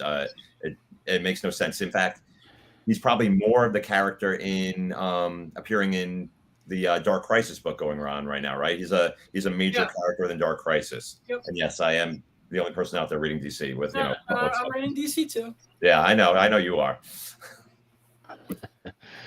Yeah, I mean, it would be nice to maybe get a hint that he's going to be in this movie coming up. No way. Why is he? I don't think he needs to be in this movie at all. But now, I think it's gonna serve its purpose. It's a Black Adam movie. I think it's gonna. I haven't watched a lot of I caught pieces of a lot of these DC movies, but it's probably going to be one of the better ones. I don't think The Rock is capable of making a terrible like action flick. You know what I mean? I just hope it honors the source material, and it does that 52 story justice. That's what it seems like, though. I think it's the 52 series. I hope so. Right after that, right? And then you have JSA. They have explored it, of course, in the Stargirl series, but that's been a more toned down. And from what we're seeing here, the only DC show that people aren't watching that they should, because it's a great show, but I'd say Doom Patrol also, Adam, but that's just me. Well, Doom Patrol's great, but yeah, I mean, and that's only getting better, right? For once in my life, I was thinking of all ages. Yeah. Oh no. But yeah, people should be watching Doom Patrol, and especially now it's getting to the Gerard Way stuff. If you like that whole sort of Young Animals imprint, and you were into that, it was very out there. That's a great series. I loved Peacemaker. I thought, if I'm honest, I thought DC in the last 2 years put out more series I enjoyed than Marvel. But that's my taste, and that's I like. I don't think that's because they set it up right. It went straight to HBO Max, where they had more of a room in their pants to actually cuss and do all types of crazy stuff versus Disney Plus. Then Disney Plus looked over what they were doing, like, oh yeah, let's go ahead and let everybody freaking cuss and do whatever, and they're slowly getting into that. But I almost thought of my chair on Werewolf by Night when they said ass, right? Like, oh, whoa, what happened to the Disney censors? They weren't on that. Oh boy, but the thing is, Disney and Marvel cussing is so out of place. It's so out of conversation. It's like some of these people are supposed to be from California, and some of these other heroes are supposed to be from New York, and they don't know how to cuss. Come on now. Well, yet another DC series, Harley Quinn. Like that's another series. Everyone, if you don't watch she is straight Jersey. Jersey. But let me say something. Margaret Robbie, right? I know she's moved on from this whole Harley Quinn bullshit, probably, right? I just saw her in a movie called Amsterdam. It's about these three people when they get tied up in this whole murder mystery, which ends up bringing them to Robert De Niro, who's also in the freaking movie. Fucking Chris Rock's in the freaking movie. Yes, post-slap fucking Chris Rock. He's in that fucking movie. So I think he's doing well. But it was a fucking great fucking movie, and it's based on real life fucking events. If you get a chance, definitely freaking see that movie. It was awesome. But in Jason Murbo is asking if anything from the last 5 years DC hits, I will have missed out. I haven't bought shit from DC in that time. I enjoyed some of the Aquaman, Black Manta stuff. That was pretty interesting. Looks like they're trying to turn it around when it comes to it looks like they were trying to give it a kind of a Black Panther tint. I'm reading the Sergeant Rocky stuff right now. They're kind of giving it a zombie resurrection. The stay away from the Wonder Woman stuff. All that stuff is fucking garbage, man. It's just terrible. I don't know if you've been reading that at all, Gary, but what did you think? What did you think of this Wonder Woman stuff? And I appreciate what they're trying to do. They're trying to expand Wonder Woman's world. It's just that they're doing too much at once, and none of it's good. Yeah, they're trying to fold in, obviously, still strike some of that Wonder Girl stuff in, which I don't know where the future lies for a lot of that. If I don't know if anyone's even aware, they're still publishing a Future State book. Like Batman Future State is coming out like every couple of weeks or every month. I don't think anybody's reading that book. I think the problem with DC is they actually do have some quality product, but it's so tough to find out week to week where that is exactly, right? You named a couple of those books that have been hitting. Nightwing to me has been one of the best books over the last probably year. If you're reading Nightwing, if you want a pure book on like action and then seeing some of that Batgirl, Nightwing action. And I'd also put out there in terms of just looking at DC in general, I mean, they're going to have Matt Rosenberg on, who I loved the stuff that he was doing a little bit with the zombies and a little bit, I think you just said, with there was another book with Two-Face and Mr. Bloom, is that his name? Where they were the Zombie Z book? Yeah, with the Lazarus, which is a great book that probably no one read again, but fun book. He's going to be taking over that whole Wildcats franchise, and they're trying to bring back, Wildstorm again. So watch what happens there, because he's someone who has a really good grasp of those type of characters, and that's what it takes. Again, I keep telling you, follow the writers. Those writers drive spec. When Scott Snyder left DC, it obliterated so much Batman spec. When James Tynion left DC, it obliterated, or all of that spec. Joker who laughs. People were on the Robin King. I mean, you could have said that before, but I mean, let's be serious. Like punchline to me, she is a punchline in terms of spec value. The one character that I have any faith in out of that entire run, and how I could see DC has faith in, is Ghostmaker. That character will be long-term DC. I guarantee 5 years down the line, that's not going to be a character who's going to be sidelined. That character is leading a group right now. He's a major. They built him into the backstory of Bruce. He's now inextricably linked, no matter who's writing those books. So those are the characters to look after. I have some of those Ghostmaker books that I think long range they're a great buy-in. So I bet the wrong pony on punchline is what you're saying? Was I specking a fucking yet again?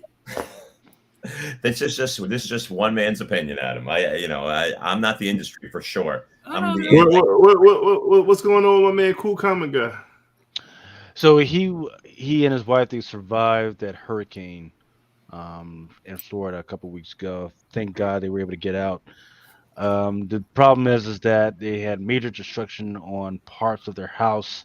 Almost wrecked most of the area where they also had their freaking comics. Thank God it didn't. So they're just asking for a little bit of help to dig themselves out of this hole right now. So if anybody can freaking help them out, definitely freaking give what you can. And I think he also said he was going to have an eBay sale. So if Mike wants to put out his email link, definitely put that out as well. So you can pay attention. Yeah, definitely. Copy and paste this link. Let's help out the people, y'all. Let's help out the people. All right. Yeah. But so what do we think about so Black Adam releases in about 5 days, right? Is there any chance that this is the one that's going to turn people's minds around about DC again? No. It's DC. I think it might, man. I think it might bring in a crowd that don't care about DC. They care about The Rock. You know what I mean? So good point. That's going to bring in a lot of people that are just going to the casual dad that wants to take his kid to the movies on the weekend. You know what I mean? Like, well, he already spoiled what's going to happen at the end, which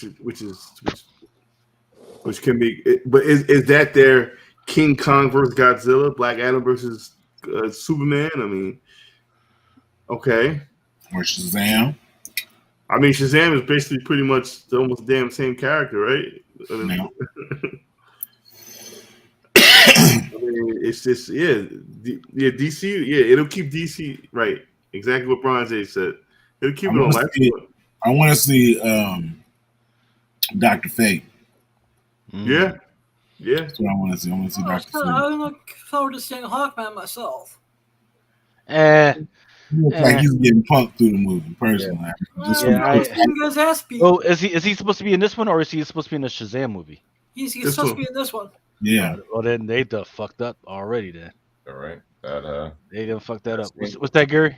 Right. Yeah. We saw that like in the trailer, basically, right? Like him punching Hawkman through all. I think Dr. Fate is an interesting character, right, to look at. Though. Pierce Brosnan, is that who it is playing him, right? Yeah. He basically said that a lot of people said that he's basically just trying to copy Doctor Strange. Yeah, but the design I thought was pretty good, right? Like they kept the design pretty accurately. I think he'll be interesting to watch through there. I think also Atom Smasher, right? To see that relationship, how they sort of build up on that, and because they have a very mentor-mentee relationship until he sees him in a different way. So maybe that springs right off into a JSA type movie. And then you're looking at that James Robinson run, right? And the David Goyer run that they did back JSA. I mean, you had Wonder Woman already. You had Aquaman already. You had Superman. You had Batman, several versions of Batman. Where do you go from here? Younger characters, where do you go? We go Lobo. I mean, Lobo looked like shit when he was on TV. Where do you go? Where do you go? Our Power Girl's coming back again, right? Like there's a Yeah. character that's been recycled. Like that's one of those characters that every 3 to 5 years, oh, Power Girl. Like let's, those books come down and then they drop all the way on through the floor. Yeah. So here's what you do. So they spend a lot of time on Teen Titans, the cartoon, but now that audience is getting older to be able to go to the movies by themselves, so you focus on those characters right now and put them in live action, not just in HBO Max or any of the other shit. Bring them to the freaking cinema, build them up. Let Cyborg give us a good Cyborg, not some shitty fucking Cyborg that we've gotten in the last two, because they gave us a shitty one in Doom Patrol who was just a dude in a fucking sweatshirt with a fucking red eye, and then the other one was just they're fighting with the dude right now because he felt like the whole set was racist. Like, bitch, they paid you. You just shut the fuck up, dude. Just fucking do the fucking robot. That's all you gotta fucking do. Bitch. Hey, you pay me $1 million to call me freaking the N-word. Okay, hey boss, all right. That's all we gotta freaking do. Just make sure my check is in there on Monday. That's all we gotta fucking do. But he fucked him up, and now nobody even knows who the fuck Cyborg is, right? Or did they give a fuck? So they need to get a new freaking Cyborg. They need to freaking get Robin in there, fucking, and some other characters that could actually pass for those Teen Titans, and I think they'll be good to go. Damian Wayne, when they get it, when we're going to see Damian, I think he should have been in some kind of live action. Ben should have been there. Actually, instead of more Batman movies, the Superman Batman Battle of the Super Sons. Yeah, I saw it at New York Comic Con. I thought it was amazing. And that's like this book, right? If you read the new Batman versus Robin, like issue 2 that came out, Damian puts on the costume right from the Batman 666 issue, which is always a big like that book, is a $35 book probably anyway down the line. But I think Mel, you hit on it, and Adam, you hit on as well. Super Sons, I think, has such a built-in audience that, number one, they're pissed off that they aged up John Kent, that Bendis did that. Yet another great Bendis move, very popular. But you put those two, you get a Damian Wayne type character, very street smart, savvy, reckless. You get that John Kent, like echoes of his dad. There are people who love those Super Sons books. That's something that could unite both young and an older audience, because that's that kind of title that sort of crosses over. But aging them up, change that dynamic. But you look, they just had another Super Sons book came out. I think they appeared in that. There was an anthology book that came out this week, maybe their horror book, and they appeared in that as the de-aged versions, the ones that we know that were so popular. That's kind of live action that DC needs to sort of push out there. I mean, I've been saying this just as Impressive Defects. John Kent needs to be evil. He needs to be bad. So you basically need Jonathan Kent killing cats again? I'm telling you, Brightburn. He needs to be Brightburn. He needs to be Brightburn. And then the way you could do that is have Damon accidentally kill his boyfriend, and he goes crazy. That's it. So, what about Superman Prime or Superboy Prime? Right? Hell yeah, I miss Superboy Prime. He was a great character. Yeah, exactly, Brian. Let's get a live action Superboy Prime. I think that would be freaking amazing. Instead of bringing up, I'm not ready for John Kent yet, but Superboy Prime, a badass motherfucker that's running around fucking making everybody's fucking life shit. Infinite Crisis, right? Yep. That's where he DC became. Yeah, he became one of the baddest characters ever in that series. That's what DC should probably be building to, right? Infinite Crisis. Great Jim Lee cover. But then they do that on the TV show. What TV show?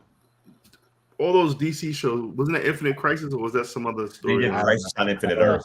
Yeah, which was the Perez Wolfman, and Infinite Crisis was that later with Blue Beetle being introduced, and But Crisis on Infinite Earths is where DC Superboy Prime really came from in that DC Comics Presents. Yeah. It was because of Crisis on Infinite Earths that Superboy Prime is around. Then he became a badass in Infinite Crisis. Yep. And after he became a member of the Sinestro Corps. Yeah. Well, give me some kind of evil Superman. Because Superman being good, it's just boring now. Yeah, I can't believe we've talked about DC this long. Actually, Amen. Amen. Right. Well, Probably gonna kill Superman again because why else would they start reprinting the book? I'm just joking. yeah, the fucking 30th anniversary of the death of fucking Superman. Like, god damn. Then we got the 30th year of the death of Superman. Then we got the 30th anniversary of Harley Quinn and all this other shit. So the 30th anniversary of the death of Superman, is that considered the 30th year the bubble burst from the 90s? History repeats itself, right? Right, exactly. I learned that a long time ago. So it's a nice segue to what's going on now. We got fucking foils coming back and all this other shit. I mean, the only. Ooh, I can't wait till they bring back emboss covers. Ooh. They did. they're back. I know they're. My battle. Lucas has been talking about those one books where it's that weird qualifier or whatever, right? Where it's an incentive, and if you buy all 7 or 6, you get that 7th one at the end, right? My Battle Beast set had an embossed color. I got that West Coast Avengers, right? The red West Coast Avengers with Mephisto on it. That foil embossed cover. They're coming back in style again. Get ready. What about you saw those? I know a lot of people put them up. Those Marvel Disney Wonder books, right? They look good. They look nice. I think they did a nice job on those. Those are taking a little bit of the retro look of it. We saw what happened when last time they put Mickey on a cover. So what that book went for. So they're going to be 12 of them all together. I think they released three of them so far. How many store exclusives are going to get for those? I don't know. There are some books that for some reason you don't see a lot. Like there's a book coming out, I think next week, that I was really surprised that nobody jumped on it. And that's the horror book that's coming out with. That's going to be the second appearance of Blade's daughter. I was surprised that nobody put her on a cover for that book at all, because remember, this is going to be, apart from that free comic book day, she is on the regular cover of that book. And I never endorse just picking up regular covers, but that's the book you want. I think it's the Damnation of Blade. Crypt of Shadows. That's what it is. Crypt of Shadows, right. Crypt of Shadows regular cover. She's not on the variants at all. And I'm just looking at that book out there, and I spoke to a couple other people who were like, we just sort of kept it in, quiet, didn't bring it up at all. And I just kept buying more of those like $3 regular covers on that, because you see more with Bloodline. That's going to be the book. Because remember those free comic book days. Perfect example is, she's not a big character now, but Nadia Pym, right? Or Nadia Van Dyne, the Wasp, because she appeared in that Civil War, I think, the one with Thanos on the cover, that free comic book day. That's a book was out there in quantities and just given out all over the place. And now people looked for that Unstoppable Wasp 1 or whatever her next, appearance was. So watch that Crypt of Shadows 1 regular cover.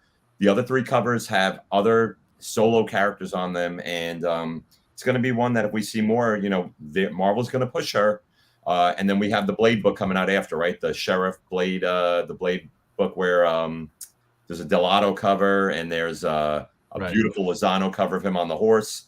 I think that's coming out in a couple weeks also. So we'll watch some of those Marvel horror books as they start to pick up some interest again, along with, of course, things that are out there already. Yeah. I have a funny story about that Civil War book. So I was digging in back issue bins and found it like marked up like $5-10 or something like that. And then I looked in their dollar issue bins, and they had like several in their dollar issue bins. So I was like, all right, I'll just buy them for $1. There you go. Bargain shopping. You always look around. Yep. Yeah. All right, well, gentlemen, my tequila's gone, and I promised myself I would be retiring after that. So pleasure to pop in. I'm always looking forward to talking about books. Keep it on early, you never know when I'll pop in. Lucas, thanks for having me. Mel, thanks for coming by, man. This is amazing. Thank you, Gary. Adam, Big Remo, Aaron, and of course Brian, one of my favorites. Good to see you, brother. Thank you for the content, brother. Thank you for the tips, my man. Gary. He's one of the best in the game right there. Good dude too. Dude, he's been on Drunken Chat twice now. Yeah. Wow. Well, he was on. He was one of the original OGs. The old okay. Yeah, season 1 vet. That was probably before my time. Before I decided to join this realm or this, sitting in this panel. Yeah, the season 1. That was when it was mandatory to either be high or fucking drunk to get on this show. I was going to 5 in the morning, birds chirping, fucking still talking about. Lucas used to do the whole goddamn book for fucking. Was that when like Nick Hart was like eating books on stream and stuff like that? That was season 2. That was season 2. Oh, okay. Okay, so I wasn't too late into the game then. Nick Hart wasn't eating shit until matter of fact, I miss Nick Hart. I seen him at NYCC. Good, yeah, he he's good. Yeah, man. Dude, his channel is blowing up. I'm actually gonna hit him up and trying to get him to do a manga segment on Beyond Wednesdays because man, he knows that shit and he does a great job in his own channel and his channel's blown up because of it. He found his niche. Well, the whole thing is too. You know how we're always like when we're always like aiming towards certain demographics. He's hitting that 18 to 25-year-old mark or whatever it is, or 30-year-old mark. Like he's high in all those. I was like, dude, like when he showed me those analytics, I was just like kind of like I was like, you're hitting all the marks that you need to hit. Just keep on doing what you're doing. Like don't change anything. And then so. He wants to do a show on our new channel, but I don't know when our new channel's getting off the ground. What was that? You said what? I said he wants to do a show on our new channel, but I don't know when our new channel's getting off the ground. I think he's already out there, right? Yeah, it's up there. He just needs to get on and just do it consistently. Yeah, right. Because we all need to do something consistently on there. At some point. Because remember, Aaron, you, me, and Heartless, we try to do it, right? You know. Anime alphabet. It's just consistency, man. Yep. Freaking even Drunken Chat, man. Our first joins, we weren't doing more than 30 to 35 people a night, but consistency. Now we're freaking hitting 100, and then sometimes I'll fucking look back, man, fucking 1,000 to 2,000 views, man. Yeah, fucking videos. So it's like, oh shit, man. So it's been a nice journey. It's been a nice journey from where we started to where we are now. I mean, we are a staple. Friday nights, they know to come check Drunken Chat. We have fun. Award nominated too. Yeah, award nominated. You guys go vote, man. So Dre's talking about the Star Wars High Republic. I totally missed the boat on that. I mean, I forgot all about it. Yeah. I got the Visions covers, but I didn't get them all. But I was like, I totally forgot about that shit, man. Did you read Visions? I still haven't read it, man. I haven't even got it. I don't think I pre-ordered it, and I'm still waiting for it to come in the mail. Yeah, because it just released. What was it last week or this past Wednesday? Maybe like a week or two ago. Yeah. Who did you order it from? Because if you had ordered it through the pull box, you would have had it by now. I know. I'm literally looking at copies. I am literally looking at fucking copies of Visions and shit right now. That means Luke is gonna put them all in the box tomorrow. Fucking 9 a.m. Sell them on the what? Hey, freaking! What you want to buy? Bread? You got bread. You know, we gotta remember, we gotta support some of our people that need help down in Florida and the pygmies down in Africa and shit. So we gotta, You said 15. Mojo is saying, Lucas, I couldn't get in on the High Republic order because I lost my job. Good news is I hated it anyway, and now I have a better job paying more. Absolutely, man. God bless you, brother. I too am in a process of trying to transition. It's tough out there for a fucking pimp, though, man. Fucking, they fucking. I guess I told you so. Yeah, they say it's greater later, man. You know what I'm saying? Like, you make up, man. Yeah, always be. The Lord will bless you.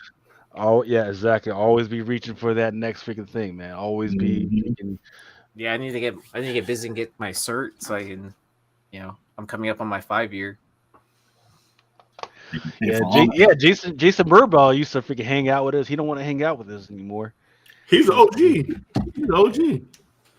Yeah, he was scared. He was like, man, I gotta comb my bald head, man. Wait, I think I was watching that episode. I think that was one of the first episodes. Was he the guy that won like 2 books in that night or something like that? Yeah. Okay, so yeah, that was like one of the first episodes I watched. We got to get back to our roots, man. We got to do more of the giveaways. We got to get that box. How many subscribers we got? I think we're stuck at like 17. Like stuck at 30 more for 2,000. Did you lose subscribers after like mentioning it? Yeah, probably. I don't know. I don't even keep up with that shit. Man. Like we hit 2,000, we hit 2,000. Whatever. Well, since we've got stuck on a number, we've had less people sending in freaking weird chats asking us to look at their porn and shit. So That's I'm not okay important, damn it. Okay. How's Project Pegasus doing anyway, Adam?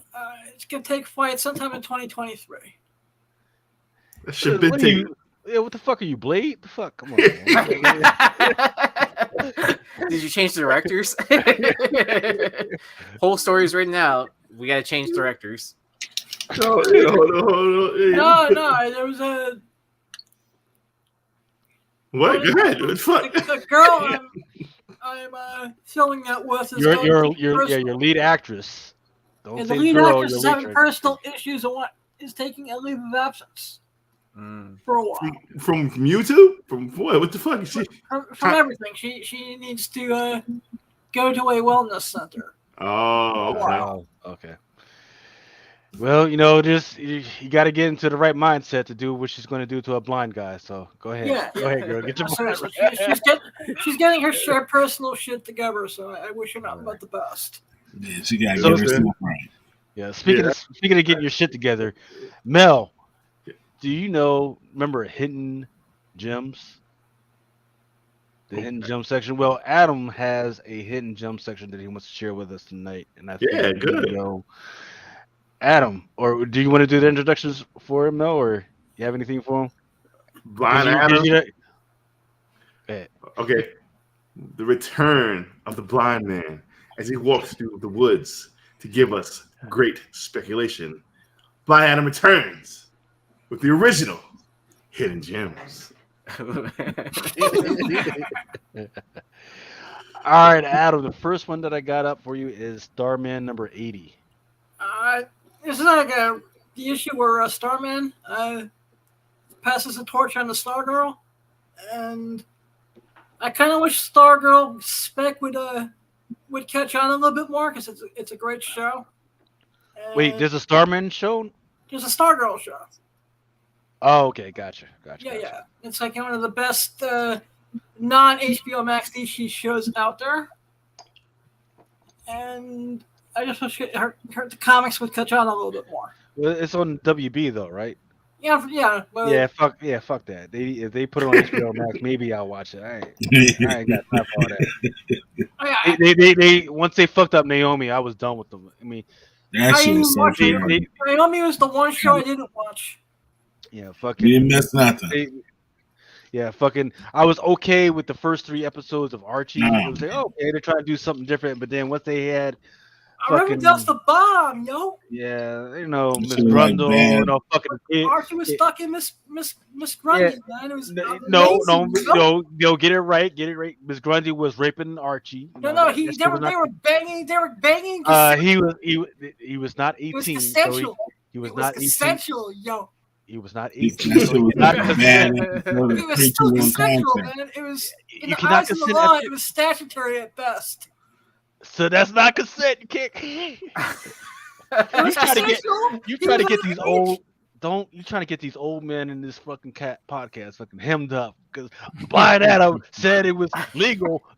No, man, don't get caught. Hold on. Let me say something because I've been looking at this people Game of Thrones shit. They really just passing this child fucking and his incest off. Oh, that's how it was back in the day. That don't make it right, motherfucker. Like, yo, y'all just brushing this shit under the rug. Y'all don't. How that shit? How did it? Like, it's not really that bothering people. I'm like, hey, Mel, you don't want to peel that onion right now. I see. Because people got upset with me. Well, that's just how it was back in the day. Oh, motherfucker, you lived it, motherfucker. All right, okay, you were there. Fuck out of here, man. As a person that was there, yeah.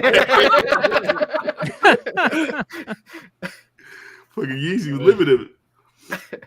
Jesus. All right, go ahead, Adam. Go ahead. I'm sorry. No problem. Breed, issue number 6.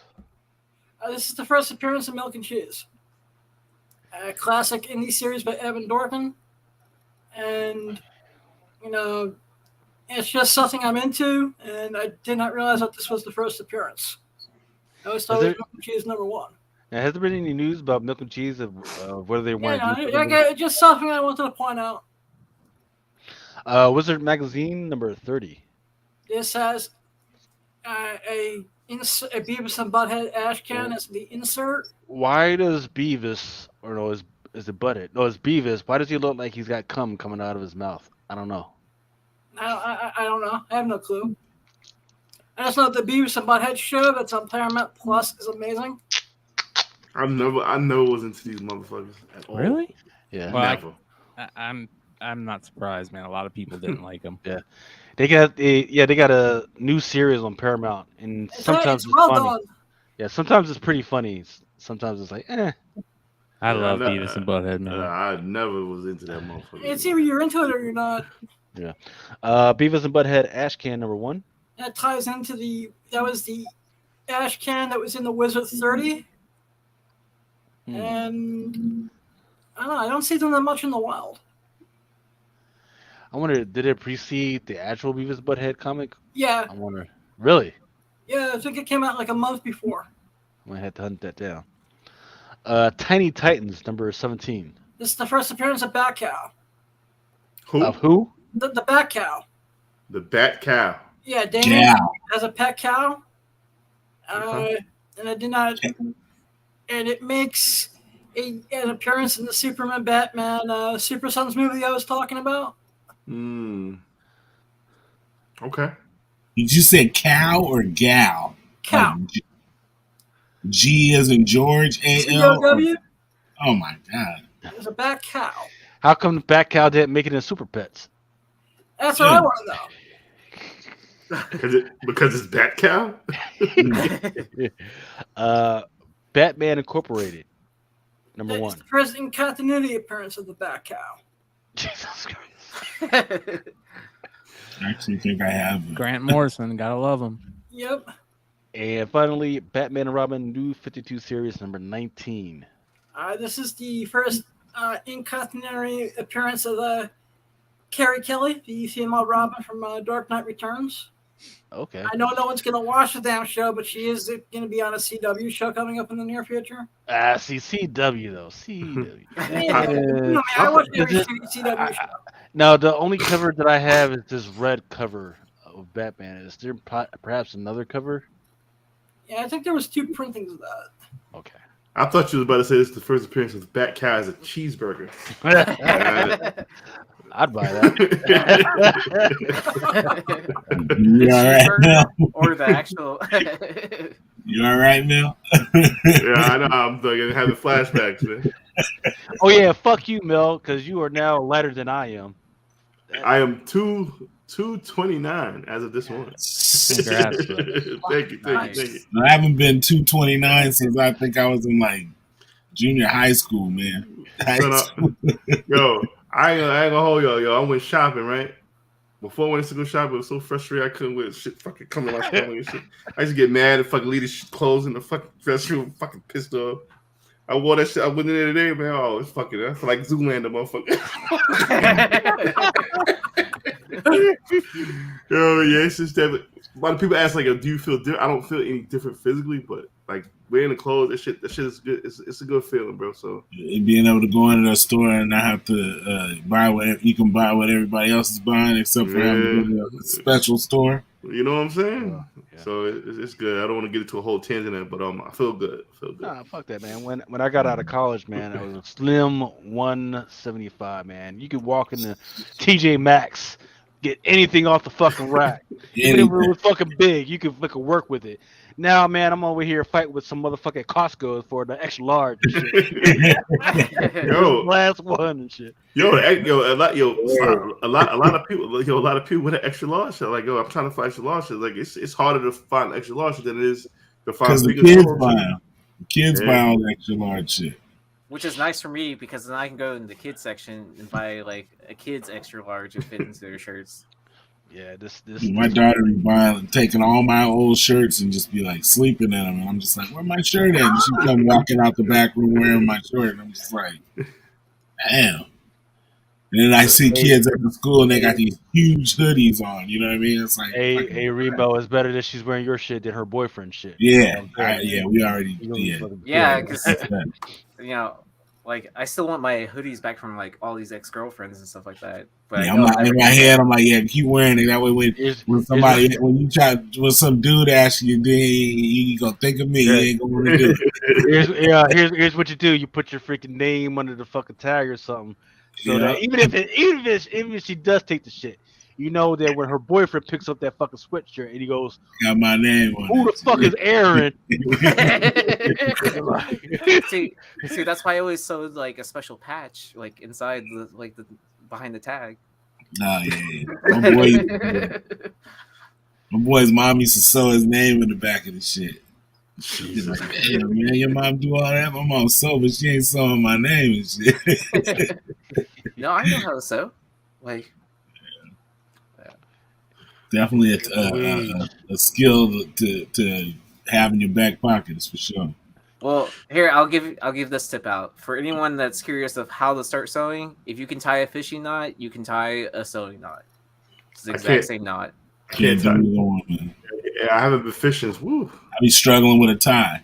I tell you, if the apocalypse comes, I'm fucked. I don't know how nothing to do none of that. Oh man, I was thinking that the other day. My boy was trying to take me fishing, and I was just like, man. All you need to know is how to purify water. You know, you'll be all right. None of that shit. I gotta go hang out with some country fuckers. Just find Ultra. Just find Ultra, and you'll be all right. Yeah, just come on out to Virginia, man. Just come out, man. I got you.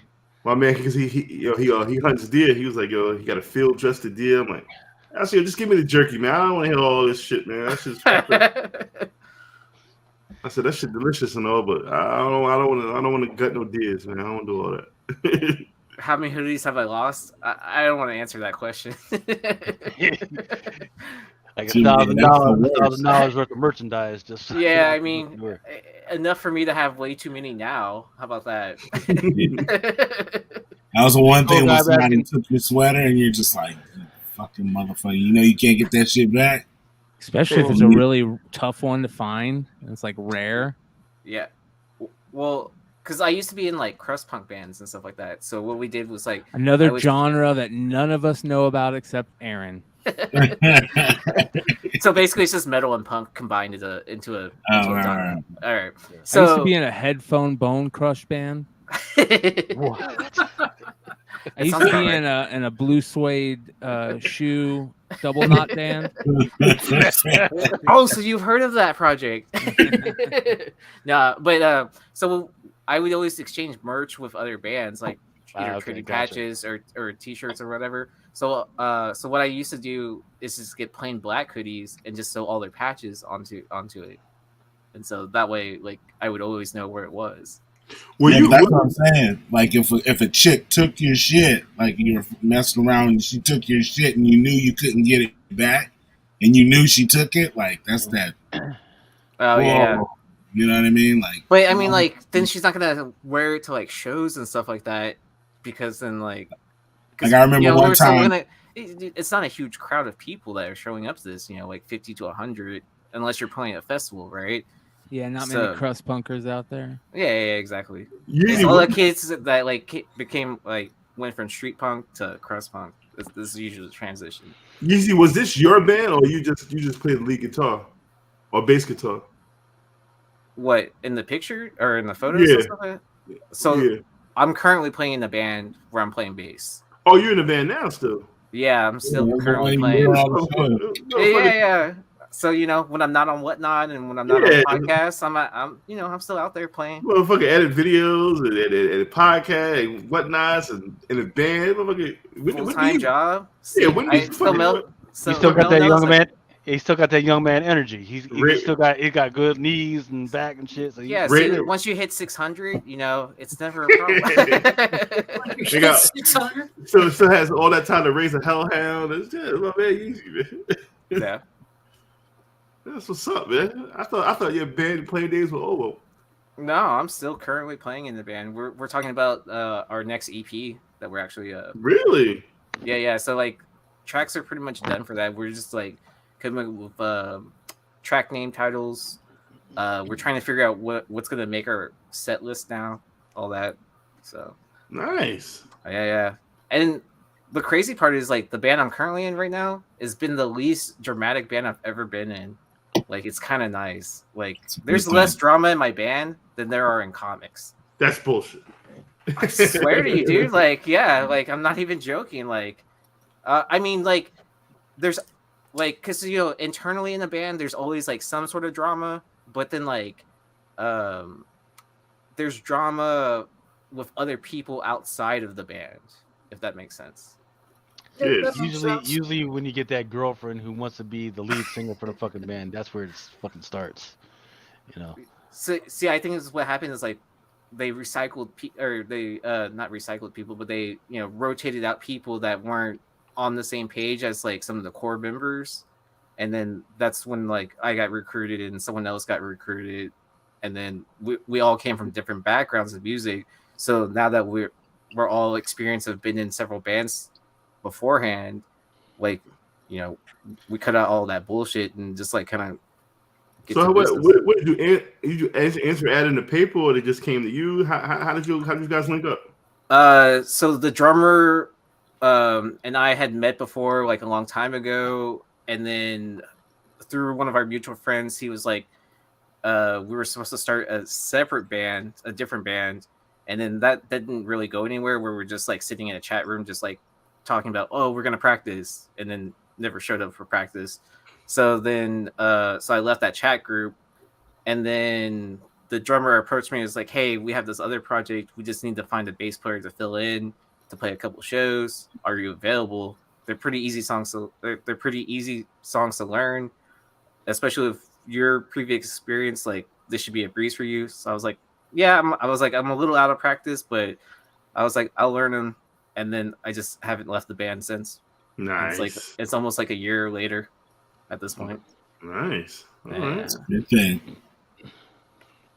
Yeah, it's always like drama and stuff like that it's always between bands. You can have that. That's that competition. It's always, That's competition and all that. But like when people are like writing blatant lies about it. Oh no, yeah, that's a little extra. I'm talking about just like we're gonna kick their ass tonight. You know what I'm saying? Like if we guys. I mean that's one thing. Yeah, but like when people are going out saying like, oh, there's a racist in the band, there's a pedophile, there's a rapist, like blah blah blah, and it's like kind of like, well, that one person is not in this band anymore, so like, yeah.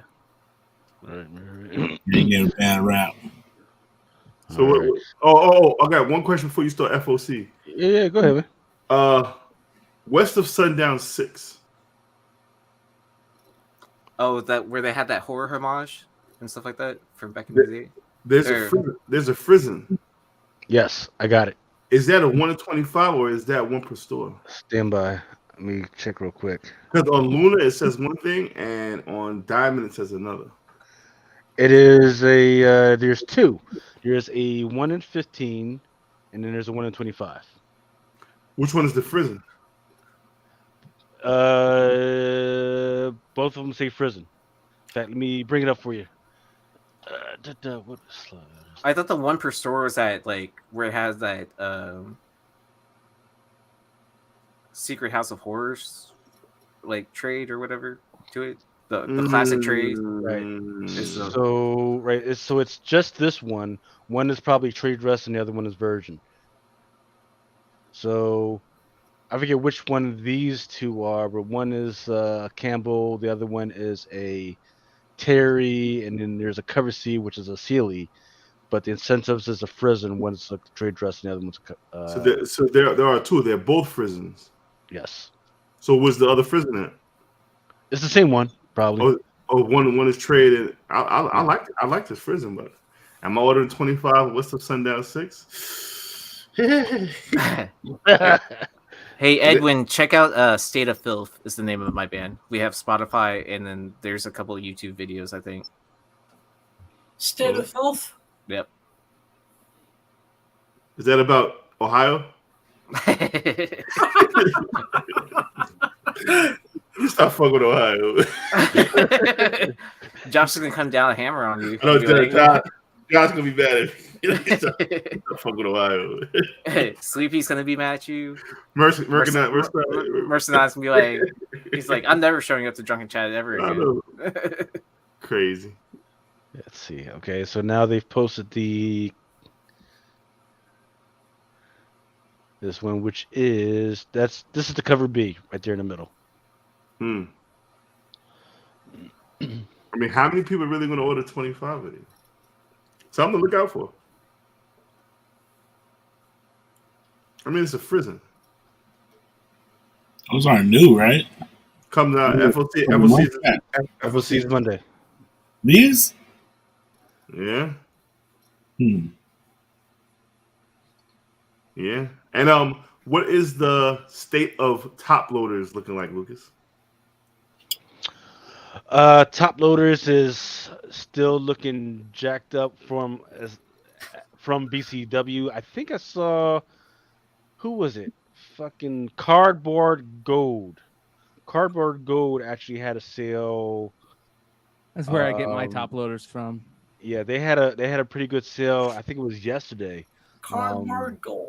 Cardboard Gold. Yeah. Yeah, because I almost ran out of top loaders for cards, and I had just ordered some because they were getting like giant shipment containers in, but then like it ended up being delayed, and then like they just came in right in time as soon as I was using my last like top loader. So how much a regular top loader on Cardboard Gold? It's like you buy stuff in bulk there. Yeah, I need because I bought some top loaders on Amazon and they're okay, but dude, those are like golden age size. Like, oh yeah, you see. Hold on, let me grab one. Yeah, I saw your preview video. Oh, and then up to down. Yeah, my band did do that, and then we played a Reagan Youth song, like, and try to pass it off as our own. And I will fart on the snare drum. So just saying. So yeah, so this is. I mean they're solid. I mean for shipping purposes they're good, but they're not like the top loaders that I love. They'll protect the book, yes, but let me see, what are those? I don't even know what the fuck that is. It's I think Leg says that they're like picture frames. Yeah, it's probably like. But when I bought them on Amazon, they said comic top loaders, and I mean they serve it. Take a like a Last Ronin book or something like that. See if it fits in there. Oh, everything will fit in here. You probably put a Bible in here, it'd be all right. I got one. I got like a pack of them maybe like a year or two ago. Them shits was expensive then. Yeah, shit's very expensive, bro. I'll try Cardboard Gold because I need to pick up a stack of the 11x17s. I think the crook at the shop was trying to sell them to me for like $4 a pop or something, or $3 a pop. Yeah, because they were expensive at NYC's. A pack of 10 was $40 bucks. I was like, yeah. Oh, well, you're talking about at the con prices. Like that's like saying like, oh, I'm gonna go to New York Comic Con to go buy bags and boards. But I tell you what, if you're willing to wait and you've got enough bread, you can actually get them off of Alibaba. But you got to order like 10,000. You can get them for like 60 cents a pop. Look at this. Current comic, a case of 100 for $134.95. That's what, more than $1 a top loader. Oh, and then here's another hint. Hit up Ant also. He exhausted his plug for top loaders. Oh, did he? I wasn't sure if Yeah. he did or not. Yeah, that was the plus. Lucas got me some good the Golden Age joints, which served its purpose, but I wasn't mad at him. I might have to order some more of those. Yeah, I mean, I can definitely get more of those. There's more than enough of those. All right, so let's get into FOC. What do we It's got? actually, yeah. I mean, it's not the best, but this week's FOC is actually not that bad. I just gotta freaking get to starting with DC stuff. Where we at? Here we go. Batgirls number 12. There's a 1 in 25. I love Rian Gonzalez. I'm still waiting for the 90s cover month for Paulina Ganacho.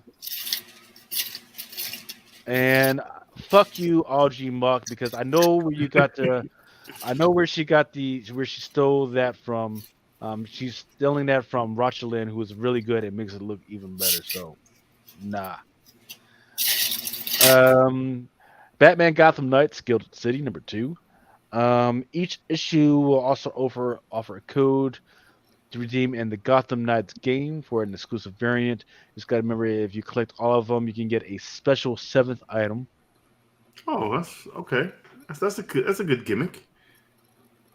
Batman Incorporated number 2. Don't forget, the cover C is the 90s cover month foil multi emboss whatever. Yes, foil and emboss. So stupid. Yeah. What's next? but I think people might be more interested in the Jorge Molina card, which has like several different characters on there. And I don't have the art for the Tim's design card stock yet. Batman One Bad Day, Mr. Freeze number 1. I got to read it. It's okay. It's a interesting read, but don't pick up the 1/100 nor the 1/50 nor the 1/25 thinking that maybe there's going to be a new character in there. I didn't see anything like that in there. Or They're really milking this Batman fuck boy. I tell you. yeah. But what you got to remember is that those stores that order at least 25 of each of these covers, they qualify to buy the very last one that debuts in 2023. Batman versus Robin number 3. There is an Alex Maleev card. I love his stuff, but this one is not necessarily like his greatest stuff.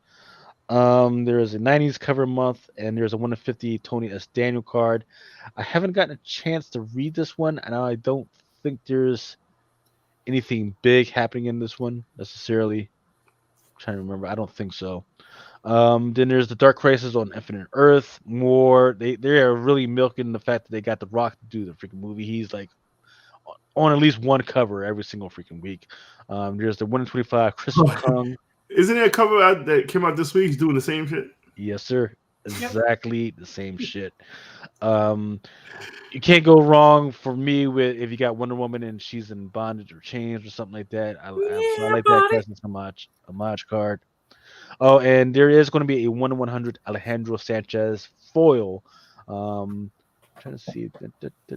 Looks like I don't have the art for that one yet. Flash, the fastest man alive, number 3. I'm missing the art for Scott Collins and the 1/25 Jorge Corona and the 1/50 foil.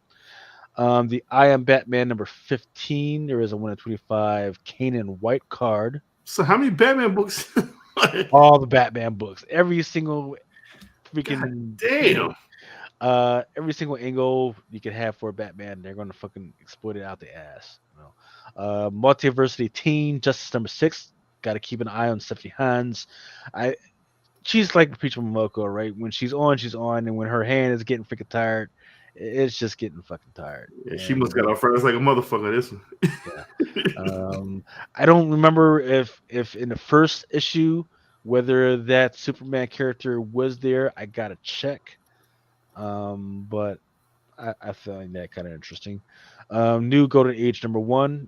This one's supposed to be a one shot. There's a 1/25 by Dan Hip and a 1/50 by Michael Allred and a 1/100 by Dave Talaski. I don't have any of the art for any of that except for the Mikhail Janine.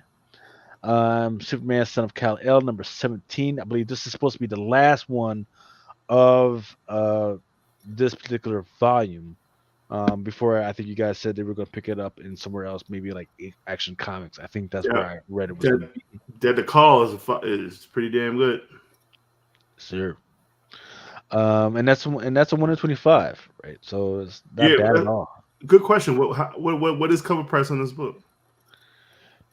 Good question. I will, if you give me 30 seconds, I can find that out. Actually, a lot of these covers look good. I like cover A actually too.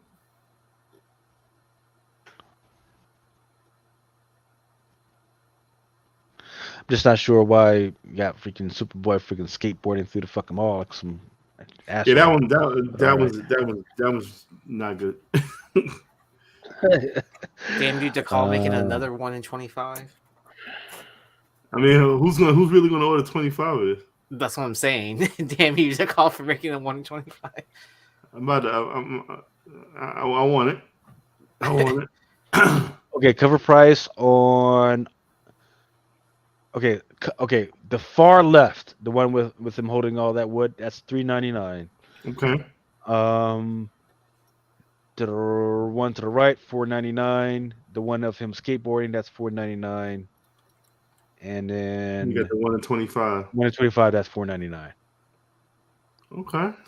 So if you didn't care about any of the other covers and you just wanted to get it cheap, a retailer would just get the one to the far left, just get 25 of those, and then that's the cheapest you can get.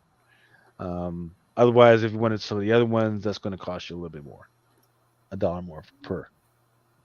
I just found the 1 in 25 somewhere. I'm not ordering 25 copies of this. You don't want it spawning with the Gleasons? No, I The don't. Gleason 53s? Do you still have a bunch of those? I got a whole bunch of shit in my garage. I moved all the shit I bought from Lucas and put it in the garage just so it could rot. You're supposed to be throwing it. What happened to the Walmart packs? Just throw them in there. It's just too much work, bro. Okay, so I just got this art in for the Wildcats #1. There's a cover B, Jim Lee, which looks pretty damn good. It does. And it's an open order. Wow. Nice. Wait, so why isn't it going to Image with the whole 30th anniversary? Bruh, I have no clue. I mean, I get it's a Jim Lee property or whatever, and then he's at DC, but still, like, I mean, I know they're doing that whole big like 30th anniversary shit. So, shouldn't they include it in that? I think it's because Wildcats is owned by DC. Oh, is it? Yeah. Weird. Oh. They go embossed. Yep, some more cover E, Brett Booth, 90s cover foil, multi-level embossed. 1 in 25 Jet Spokes, which is trash. I do love the cover C, Stanley Art Germ Lau. And of course, there's that Ben Oliver again. Wildcats #1 also has a 1 of 50 and a 1 of 100. Both of these incentives are trash. But all right, Jim Lee's. There's also supposed to be a 1 to 150 Jim Lee pencil card stock. I don't believe I have. You got a lot of DC. You got a lot of balls.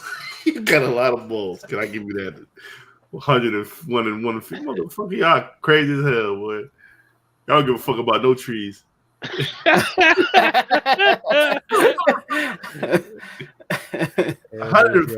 and 150? Like, who's ordering 150?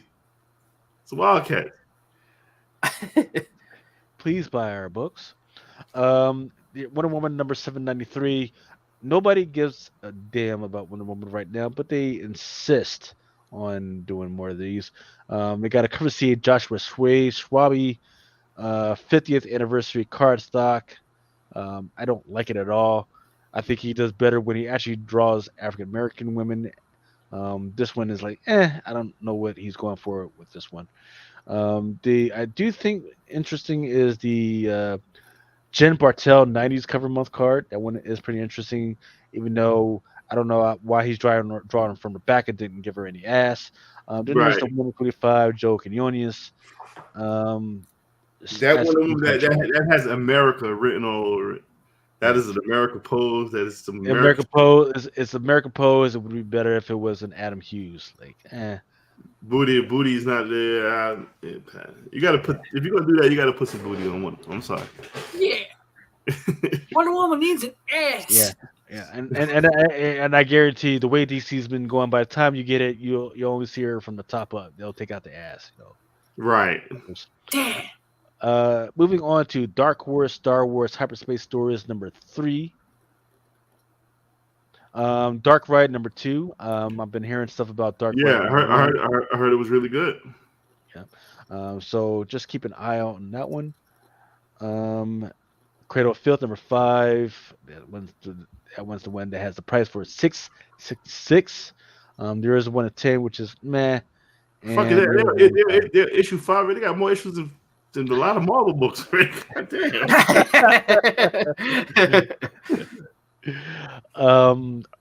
Frank Frazetta's Death Dealer.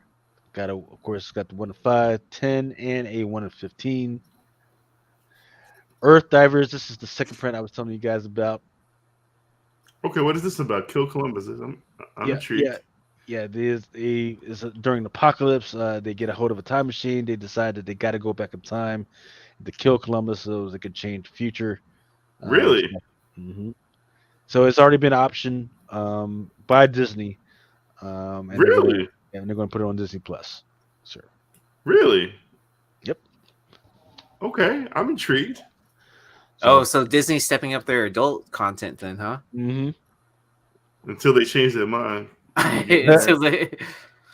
until like some angry parents said, "Why did my kid watch this?" He discovered America, and he go, "Bitch, no, he didn't." Yeah, I gotta check this out. This looks pretty good. So the very last issue with IDW of G.I. Joe, A Real American Hero, issue number 300 is coming out. It's going to have a 1 and 10 and a 1 and 25 and also a 1 to 50. The difference between the cover B's, the cover C, the cover D, and all that stuff is that as you go up in the centers, more characters are actually added to each. That's a fucking dope idea.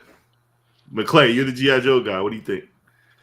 I'm all over this, dude. I love this shit right here. I love this book. So the 1 in 50 is that what's being shown now? Yeah. Yes. Yeah. Yes, sir. That's gonna be a hitter right there. So just to clarify, as you go up in the ratios, more characters are on the cover of the book.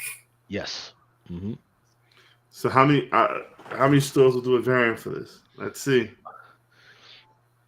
Yes, that's the thing. IDW, maybe. I might wait. Was this a book that they weren't allowed to do a variant for? Really? I don't know if that's true or not. I think I might have heard something like that. Hold on. What is G.I. Joe? What number is it? 300. 1 in 50. God damn. One asking price 150. How many have sold? I mean this is the last issue, isn't it? For IDW. Yeah. All right, Lucas, we've got to do something here now. Hold on now. Let me see something. All right, let's keep it going before you cock out. Sleep.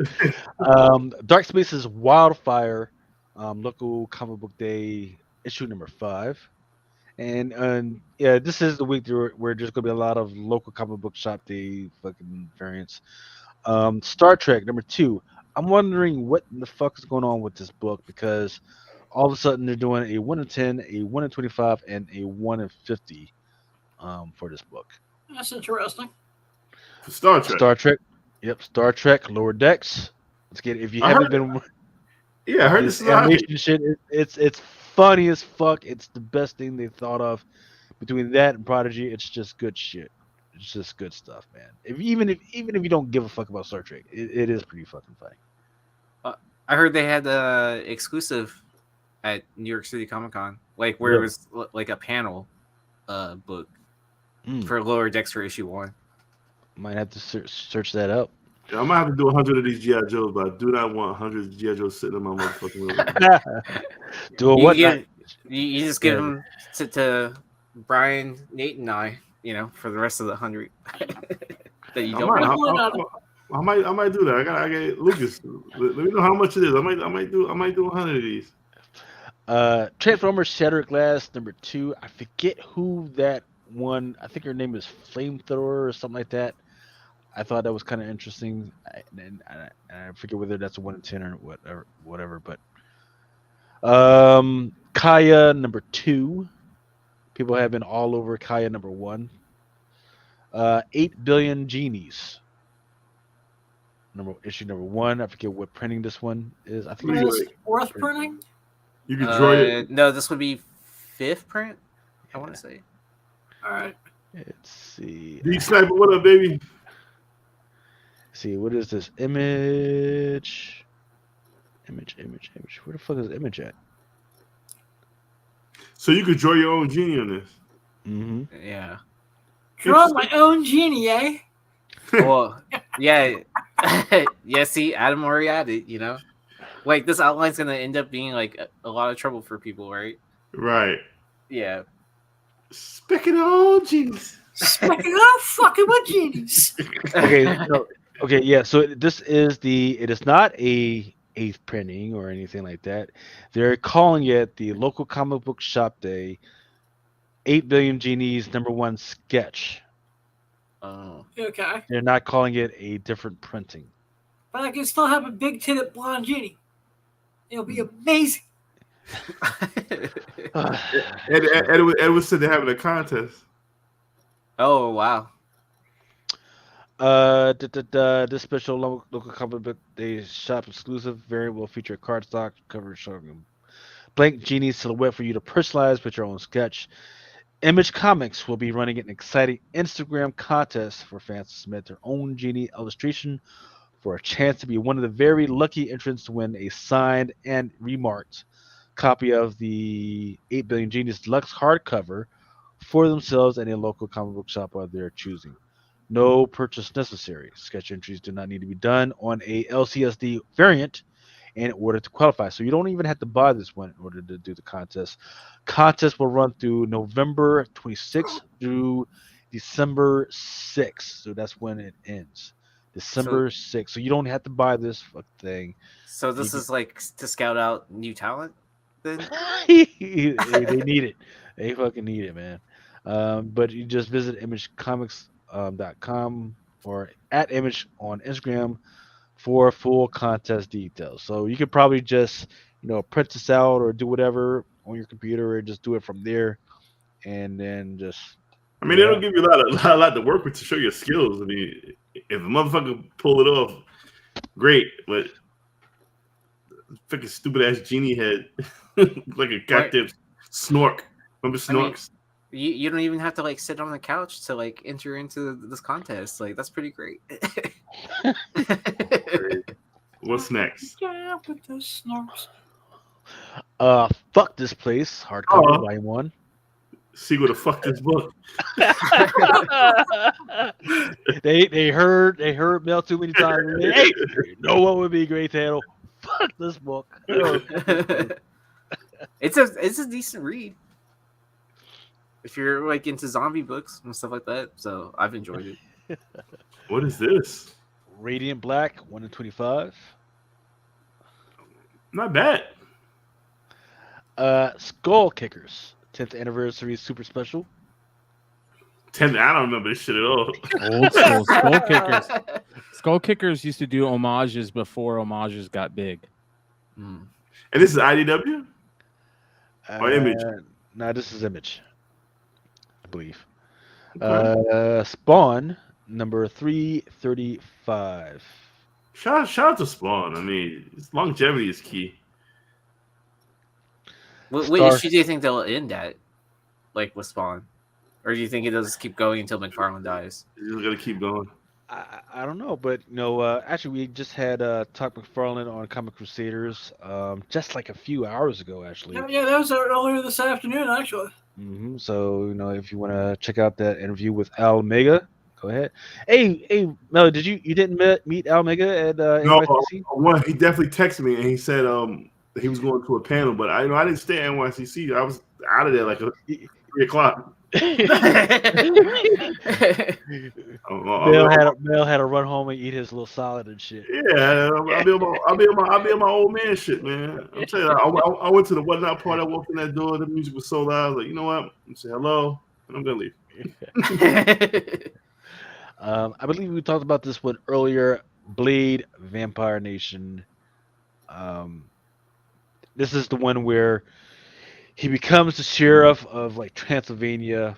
Dracula allows him to do his own thing. I've read it. Not bad. Not a bad start. I don't see any indicators of his daughter or anything like that yet.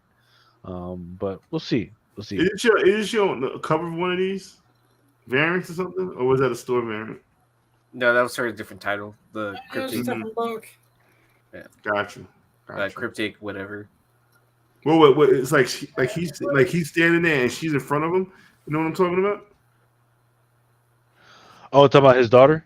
Yeah. Yeah, there's one that she's going to get her own series like soon. I'm not sure whether that's not till February, but I do know she's getting her own series soon. Well, they really did. Wow. Okay.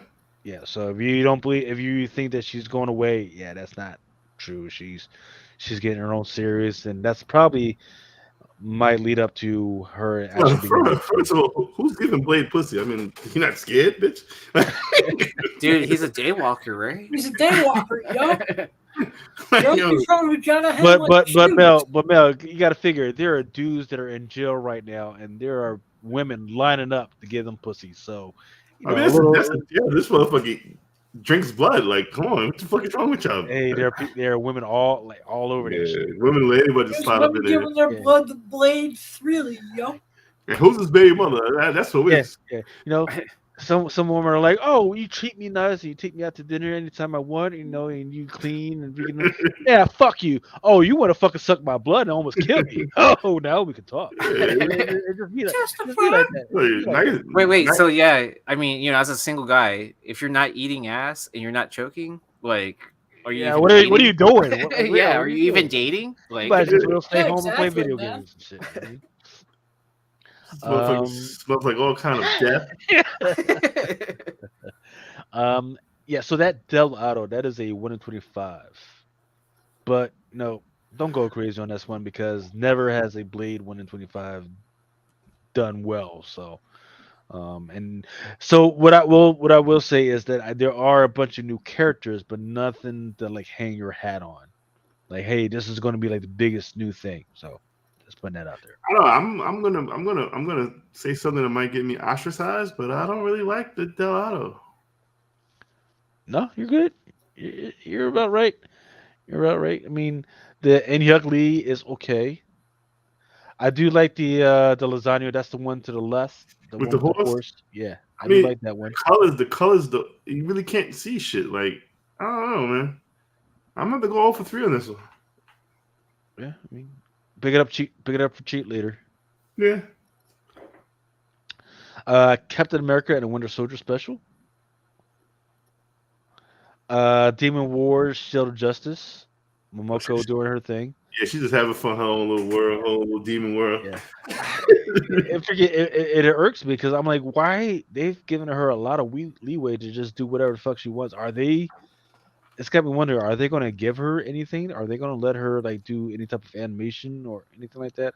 I've got to wonder. So, that'd be interesting, especially like what you presented earlier with the manga stuff.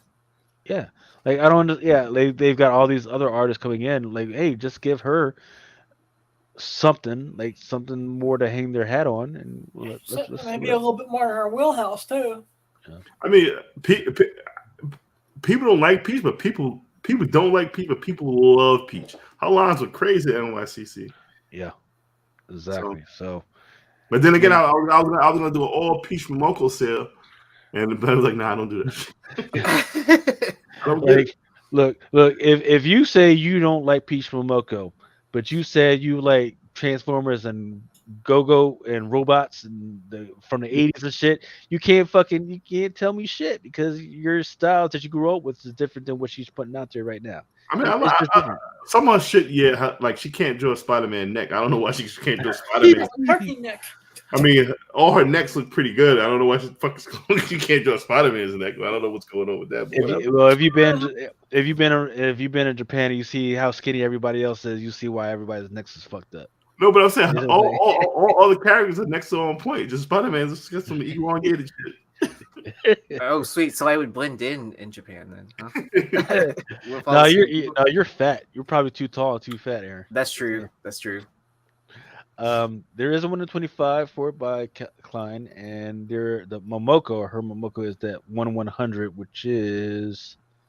Do I have it here? Oh, the one to the far right. Okay. Yeah, trash. Gambit has a Daughterman. That's the one to the far left.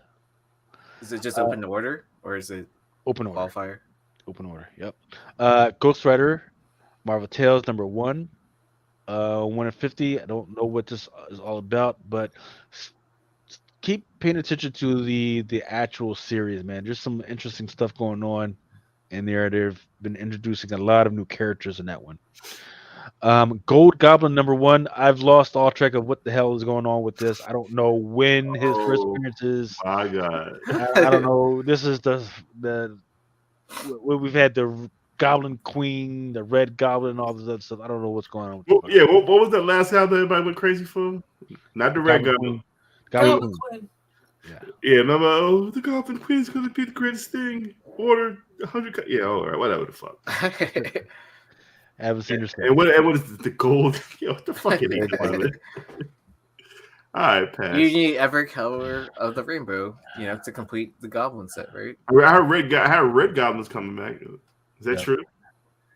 I thought he died in issue Yeah. 800. Well, no, he got dissipated, but you got to remember his grandson is still around and shit. So, Everett Bryant says he'd be shocked if these Demon Wars books didn't end up on Disney. Man, we'll be 86 years old, man. Oh no, they're gonna say it's gonna be a Disney Plus TV show, and then all of a sudden it's gonna be a movie now. Right. The 1 in 25, that design variant, that is in 1 in 25. And there's also that 1 in 100, which is the one to the far right of him going down a skyscraper. However, the one that I've had the most success in selling continues to be those Bengal connecting variants, ones with all those characters that are on there. They continue to be a success for me selling those on the secondhand market. So just keep that in mind. What is this? The Immortal X-Men. I forget what freaking issue this was. Where's my fucking What is going on with that? What is this?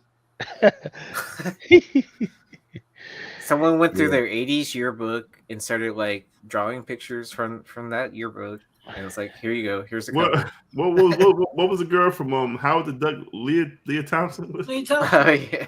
The fuck is this? Yeah. It is Immortal X-Men #8. That one was drawn by Mark Brooks. That's Mark Brooks. Mark Brooks in the middle. Phil Noodles on the left. Hey, she's got a bunch of front meat in that middle one. That one in the middle. So I'm all right with that one. The one in the far left, that is Phil Noto. And I don't give the one to the far right is Davilia. So okay. But the one the one in the far right, that's the 1 in 25. Nope. But nobody's buying that shit. Iron Man.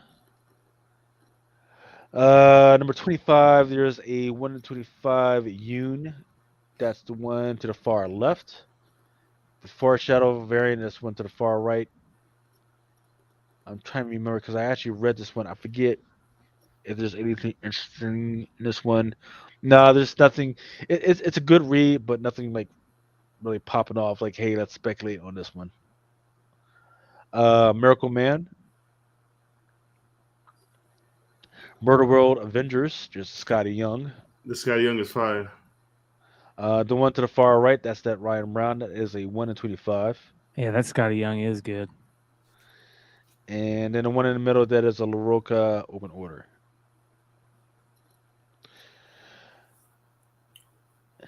What's that character? Arcade? Is that Arcade? Yes, sir. Arcade. Yep. He keeps showing up. Yeah. For the last 2 years. Yeah, for the last 2 years, he keeps showing up. Mostly in Spider-Man books. So I don't know if they plan. Spider-Man books and Craven the Hunter books. He always always fucking with somebody.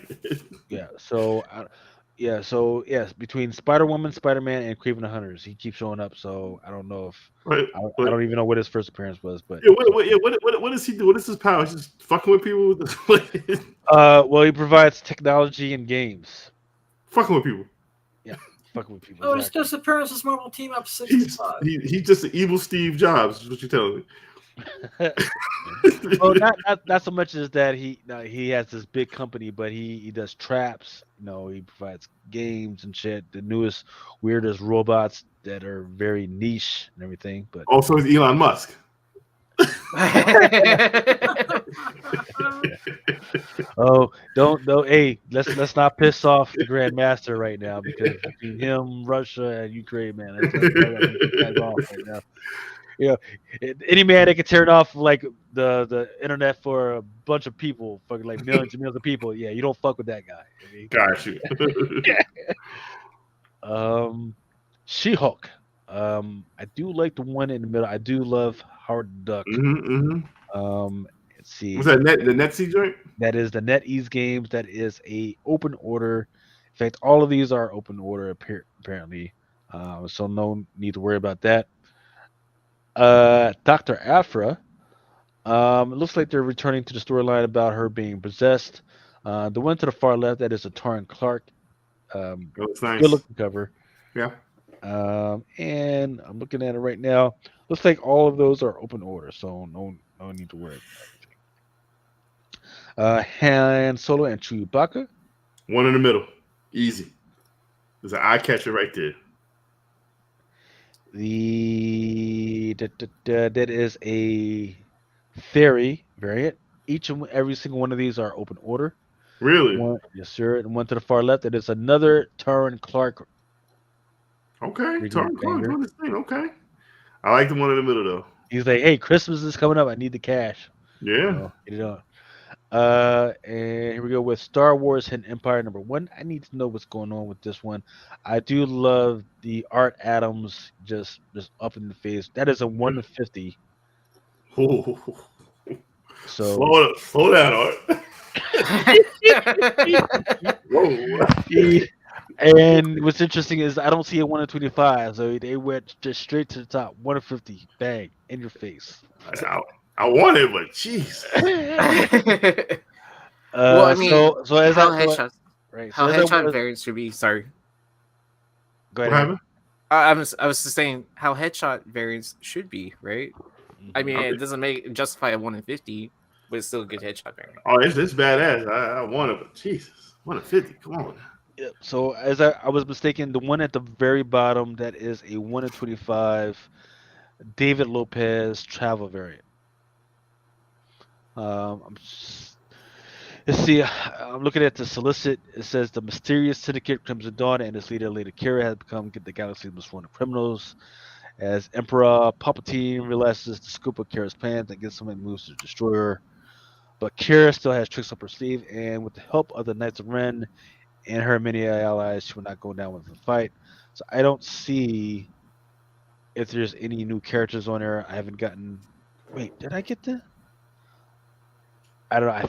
Maybe I did. I don't know if I got the preview to see if there's anything going on with this one, but man, 1 in 50. Yeah, it looks good. It looks really, really good. Shit. 50? Well, if any of y'all want a 1 to 25 real cheap, let me know. I'll work with you, but goddamn. I need that 150 in my life. Okay, Wakanda.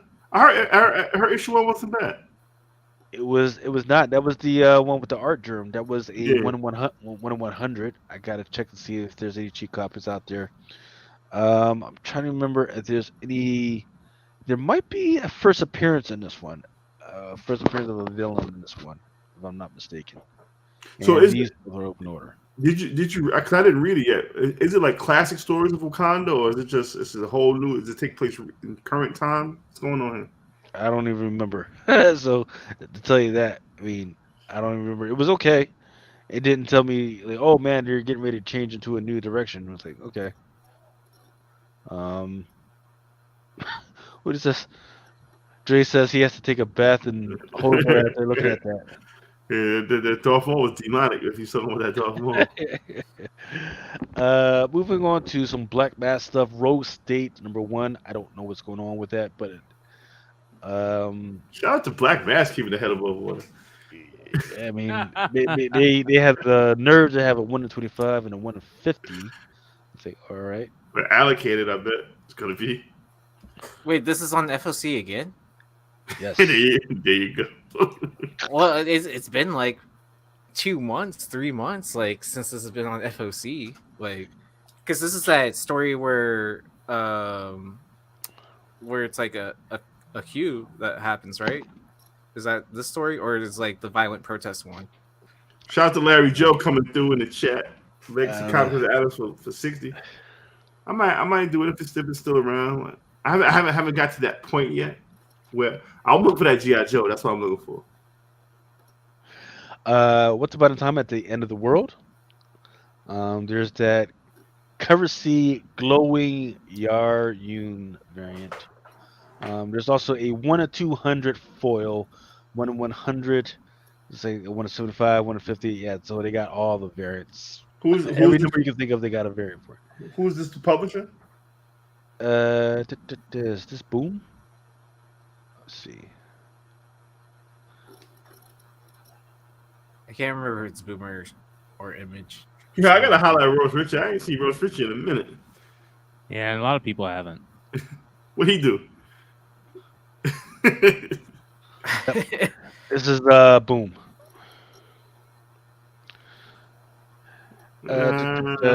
Specs #1 is on FOC again. The one in the middle. Go back. I like that. What is that? Is that an incentive? Stand by. Hold up. So they literally made a comic based off that Roddy Piper movie. Oh, We Live. Yeah, We Live. That's what it's seen, right? That's what I thought They when I first saw it. They It's Live. called They there you Live, go. yeah. They Yeah. Live. So this is a 1 per store unlockable. Can I have that, Lucas? Can I have that one per store? Sure, just gotta order one of the either the cover A or cover B. Okay, so I want the one per store. Now you hear me now. You guys hear me? I want the one per store. The one in the middle, right? Yep. Just mind my drunk ass when I wake up. Yes, I would like one copy. If it's Okay.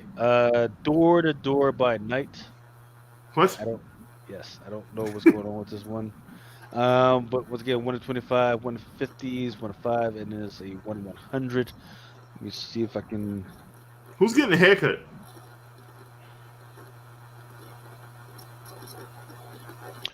Adam, Wait, what's up? turn your air conditioner off, or whatever that buzzing noise is. No clue what the heck that is. Better get out the house. But Door to Door by Night was actually written by Cullen Bunn. He's actually had a couple stuff in option, and I do know that when they do it right, his stuff will take off. Let's see, from All-Star creators of Cullen Bunn, Harrow County, last book you'll ever read, and Sally Cantino, I Walk with Monster and Human Remains. It's a supernatural evil throughout the American South, so take a chance on it, but I don't know about doing a 1 in 100 on this shit. I think we've already done West of Sundown from issue #6. We were talking about the 1 in 15 prison and the 1 in 25 prison. So there's no one per store for that. I'm not seeing it. No. Okay. I don't think I've ever seen the Vault do a 1 per store on any of this stuff. Like my Unless you're talking about the number of copies of store ordered. Wow. Easy with the shade. Mars, for some fucking reason, don't know what's going on with that one. Actually, Traveling to Mars #1. It's bold. A lot of these indies are going big with these centers now. And foil. Yeah. Oh, I figured out why I'm throwing shade out. Because I was day drinking yesterday Day drinking 24 hours ago. That doesn't count, man. I like never drink anymore though. That's probably I don't know. Uh, I'm still sweating out the alcohol. I can feel it. and the weed and the shrooms. All right. The Grunch by American Mythology Productions. There is a cover A, cover B, and a cover C limited edition version. I believe that one's a little bit more. I think that's like 20 bucks a pop. Ooh, out the gate. Mm-hmm. Okay. Nobody's Girls. There's cover A, B, C, and D. All of them are open order. Garbage Pail Kids Originals number 2. See, if Bird City would have did the variant for this issue 2, that'd be great. And this is a version of the Nasty Dick. That's gonna do tremendously well. What is it? 1 in 100? There's all types of shit going on. Well, what's this one with the Nasty Go through Dick? each one of them. I want to see what we got going. Do we have any one that rivals the Nat Jones of number 1? Talking about for the Garbage Pail Kids? Yeah. Okay, stand by. Let me bring the page over. You picked up that Nat Jones, right, McClure? Hell fucking yeah. Shout out to That's a Solo Wookie. Saved my ass. That's a nice cover. What are they going for now? Yo, I was looking at the list. That Deadpool versus Spider-Man is a $200 book? That's a $100 raw book, I guess. Crazy. Uh-oh. Anyway. That one's the cover A. This is the cover B. Wow. Nothing really good yet. I like that one. Nasty Dick versus Adam Bomb. It's cover C. I like that one. That one's not bad. Not bad either. Yeah, you're right. That one's great, obviously. Yeah, classic. I need to get those ones.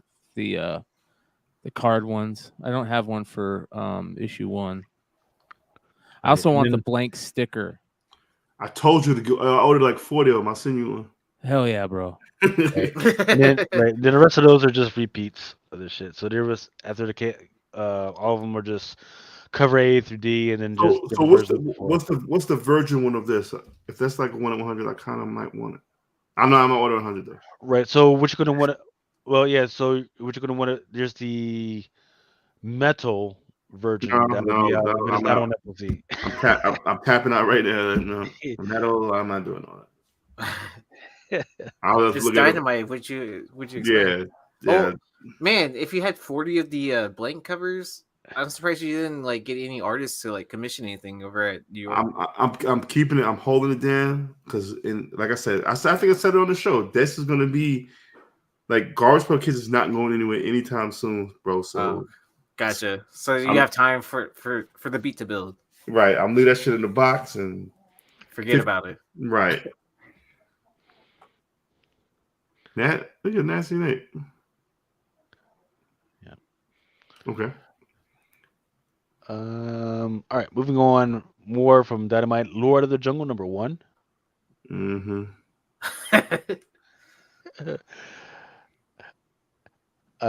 So let's see. What do we got here? You know, some Frank limited edition version, some premium metals, but nothing too big. You gonna do a medal for what? Yeah. For Tarzan, that's what they're doing. Right. Scott Comics Darkland, number 1. Gun Honey, number 2. There is going to be a second print coming out.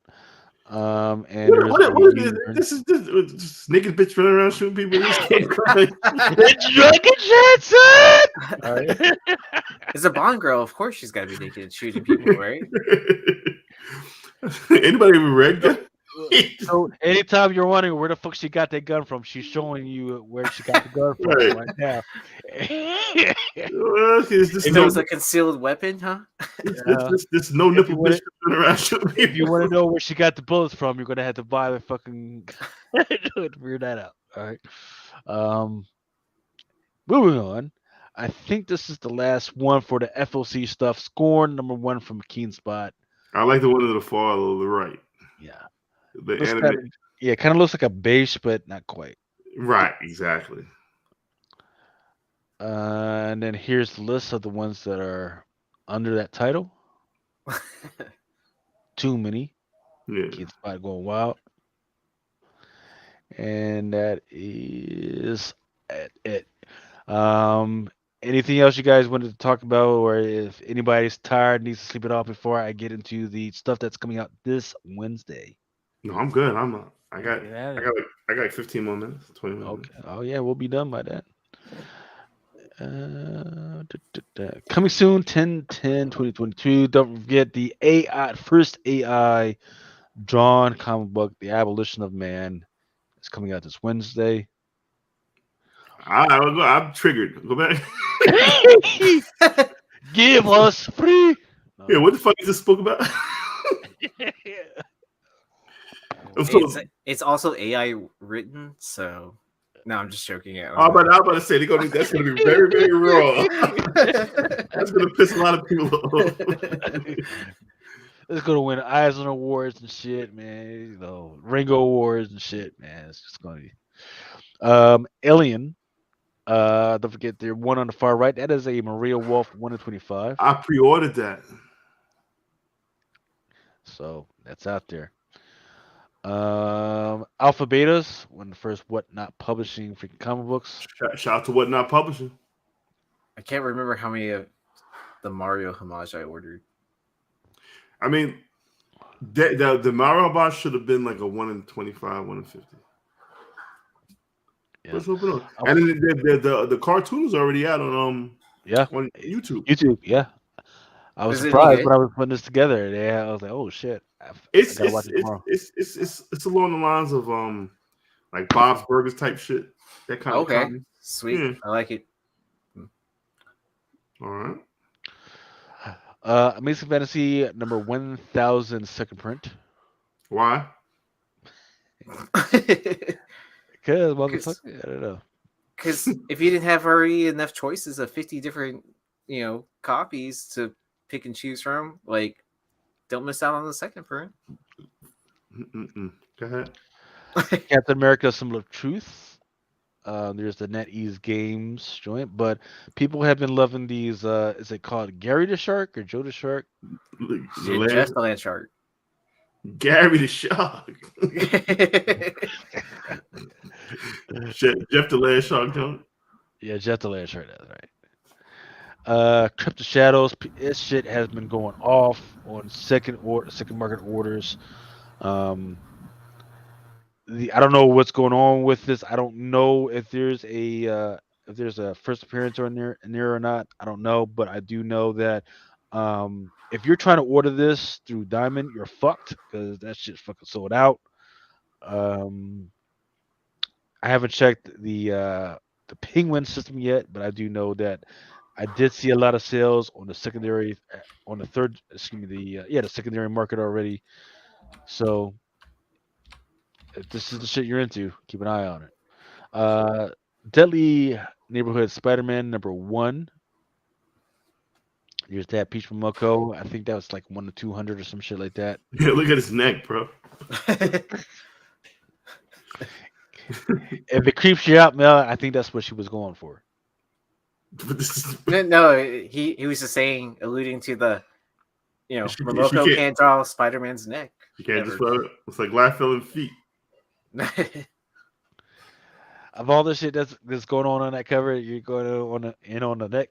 He got eyes dripping down and shit, man. The fucking legs coming. Oh man, let's keep on. Flesh-eating cheerleaders from outer space. It's gonna be very low. Mm-hmm. Gunslinger number 13 sold out already. Really? Mm-hmm. Miracle Man number 1 by Momoko. This was a 1 in 200. Wow. This was the Night of the Living Dead anthology, sold out. Ninjets. I forget whether this was the second print or whatever, but this one was sold out. Predator number 3 is coming out. This one was a Raza. Yes, sir. It's a Raza. No, excuse me, not a Raza, Mastrazo. That's fire. Sonic the Hedgehog, Scrapnik Island, getting low. Star Wars Darth Vader. This one is the Raza. Creepy as fuck.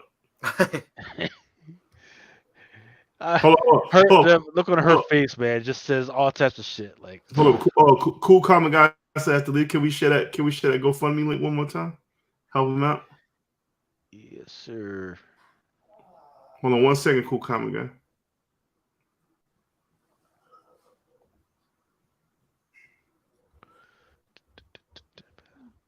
Gotta find it again.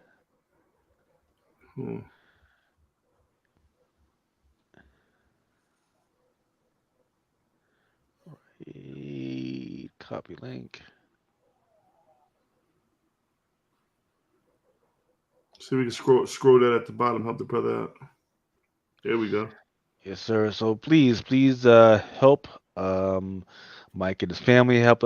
They survived. Thank God. The hurricane. They just need a little bit of help. Taking care of some of these crazy expenses because he said something happened to the property. I forget what it was. Yeah, if you could just help out a little bit.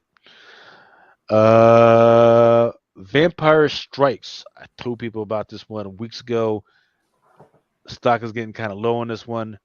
There's a regular order one, and then there's a 1 in 25. You're not going to be able to get the 1 in 25 if you haven't ordered already. But already the trade dress is going out of is getting kind of low as well. This is. I think this does well. I think this will do well. Judgment Day X-Force. I brought this one because I know Mel loves dinosaurs. Stupid shit. Craven riding a dinosaur. Maybe just wait for the second appearance of Mel the dinosaur, right?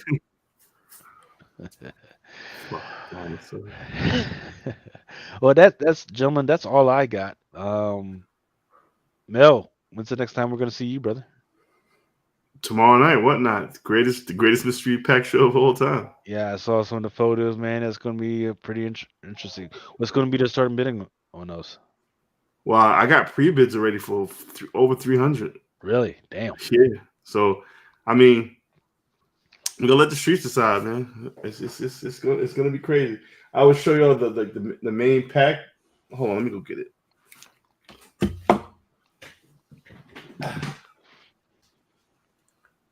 So totally unplanned. Like I'm doing a whatnot show at 9, and then I think Phil's doing one an hour later, and then Mel's doing a show. Yeah, my shit is tomorrow at 11. So these are the books that's gonna be in the main pack. Hold on, in the chase pack. Is that what they call it? The chase pack? Oh, the ceiling. Yeah. Boom. Boom. Okay. Boom. I'm trying to decide if I need a Killmonger pack. And of course. Ooh. So that's gonna be the pack that you want to get. I don't know what number that pack is gonna be, but it's gonna be crazy. And there are Whoa. What happened? You got muted. Here we go. Wait. Sorry. Multiple chances to win all the key books, and it'll be fun. It'll be fun. Nice. All right, and that's at what time again? You said 11 p.m. Eastern. 11 p.m. Goddamn. Yeah, I guess I'll be on my 4th bottle of whiskey by then. Well, then you become big because we like the drunk biz, goddamn. Adam, when's the next time we're gonna see you, brother? Oh, you're gonna be in Erotica this weekend. Oh, is he muted? That's Thursday. Wait, Erotica's Thursday? Setup is Thursday, and then the show is the next Friday, the next Sunday. What does it smell like in there? Beautiful, like heaven. Wait. Have you ever been to a strip club? Titties all day. Have you ever been to a strip club? I imagine it smells something like that. Testify. Perfume Am I But no, close? they're professionals though, right? They've got the Yeah. license and everything, so Damn right. they bring But- more fucking but- alcohol and hydrochloride. But they all and use shit. this. They use all the same lotion. Yeah. Like you Pear. have that generic smell of like Smells strip like club. pear. Yeah, Perfume and ass and Newports. I think I'm going to the wrong convention. What's the advice that Autumn wanted us to pass on to people that want to meet the man? If you guys go to Erotica, right, don't ask them to do a private screening with them, right? Because there's all types of shit. You got to get tested and all that other stuff, right? Yep. A photo is nice. Just say hello. Don't be trying to hug up on them and everything. And for the love of God, please shower before you freaking walk up on them. For the That love should be of God, that shower thing should be for every convention, you know. not just Exotica. You know. Mm-mm. Yeah. So Brian, what's the next time we're gonna see you, brother?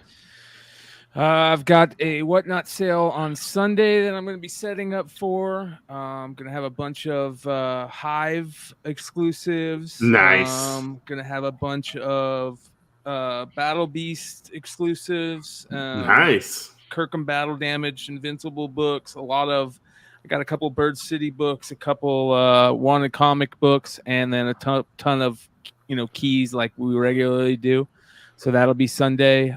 Tomorrow night we got Modern Comic Mayhem, so that'll be fun. And yeah, that's it.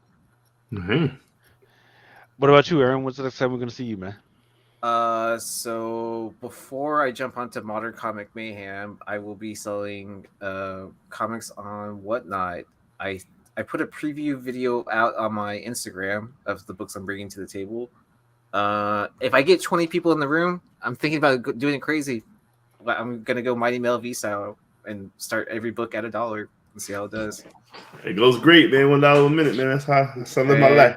Yeah. So I think I'm on at, I think it's like 9 p.m. Eastern, and then Phil goes on right after me at 10 p.m. and then you're at 11, Mel. Unplanned. Am I gonna get some love on Modern Comic Mayhem, Mr. McClay? Of course, every time you're on, brother, we show My love. bad. Much love. And then I might probably hop on after the sale. If I'm not too late, if I'm not going too late. We'll see what happens. Yeah, brother. I mean, it's bad motherfucker packs. It's bad motherfucker. Bad motherfucker too, man. So I mean, like, you're gonna be up late on that because people are gonna be like hounding you. Like, I want to know if Card Gems takes his crown again. I spoke to Carter. He said he's gonna stop by after his sale. I said, all right, you got to defend your crown, man. Yeah. Still not monetized. No Vecca. Oh, shout out to Vecca, OG right there. Yeah, he's been around a lot lately, checking out shows and saying what's up in social media. Big shout out to Vecca. Yeah, he's a good dude. Yeah, man. Oh yeah, Vecca, please. Well, the focus this week is helping out the rest of the community. So, if you go up to some parts of the chat, Comical Guy, if you go to his GoFundMe page, please go help and see if you can put a little bit of money over there. Also, last week, or if you want to go to Mama Comics page, I know she was having some issues with her car, like her windshield got smashed in or some shit like that. Chad K of Mama Comics needs your help. Just buy her a new car. Chad Cave's the OG too, man. Yeah, for real. That game is awesome sauce. Yeah, Definitely big shout out. Or if you, hey, Mel. So, Giants versus Ravens. Who are you taking? Your Giants are what, 5-1 now, right? Or 4-1 now. The Ravens are gonna stomp them. Yeah, the Giants shit is fool's gold, man. Brian, Arizona. Who was it? Arizona versus Seahawks. Arizona. But you know I'm a Giants fan. Did you not know that?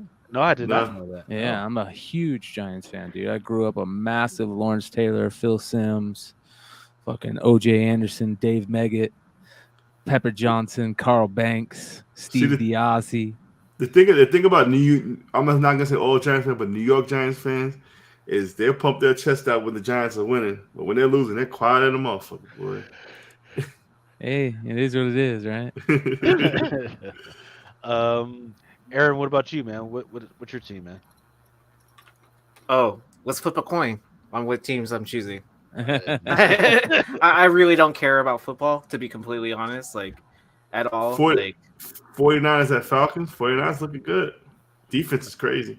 Yeah, I mean, I if I had to guess, like I'll take Ninth Wonder side and go for 49ers. But yeah, I really don't follow football at all. Like, kind of like here and there, but like that's why I don't sell football cards. Because I do have a huge card sale that I'm putting together right now, like massive type shit. So, are you gonna do singles, or are you just gonna do singles and packs? I'll have the blaster boxes available. I'll have Topps Chrome Jumbos available.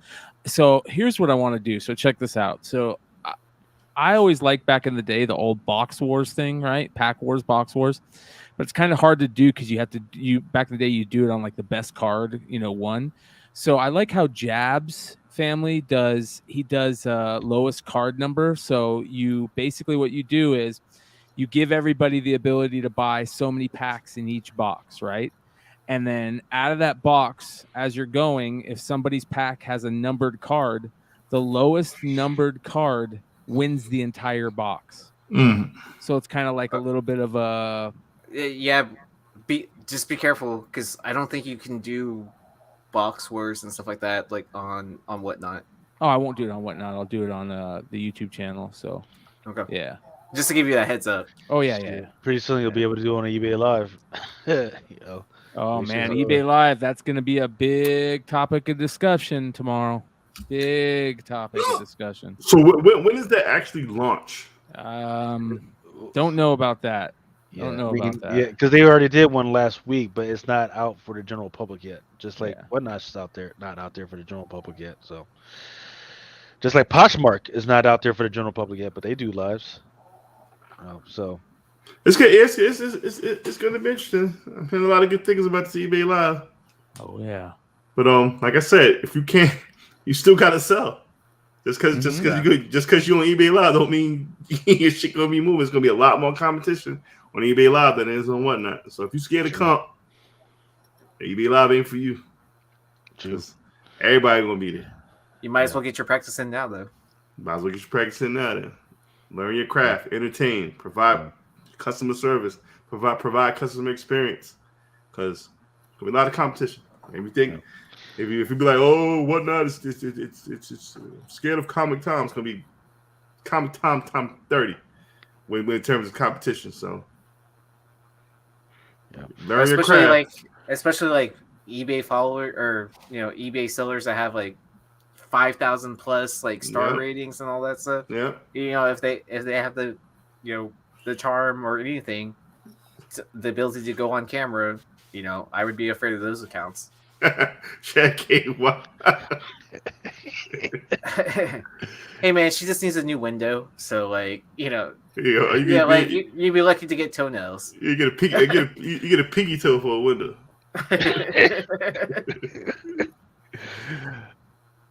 I promise it won't be my toe painted. So that's it. Like my man Joe said, it's another. So they got to sell it. Just because you on eBay, don't. You can't put up no dollar book thing. You're gonna get $30 for. Them days is gone. Well, on any platform. Right. People are no longer that damn bored anymore. People got to go to work. Yeah. You know what I'm saying? Yeah. But I'm good. Yeah. But if they're sitting in that Zoom meeting, hopefully you're catching those people. So you'll find me chasing more wine, more mead, more alcohol. Trying to drop in on any of these guys when I can freaking catch them. Hey, don't forget, I want the one per store. I'm gonna text you. I got a lot of shit to get for you. We gotta do something about this G.I. Joe. It's I'm gonna have to order 100, man. I'm gonna have to order 100. Sir. Okay. Well, man, thank you everybody for hanging out with us till 4:00 in the morning. Thank you to Mel and Brian for hanging out with us till 4:00 in the freaking morning. I got my old man nap, so I'm good. Brian must have had some caffeine in his daily medicine, with us because he did. This is a show back to back. God damn. Yeah, I got.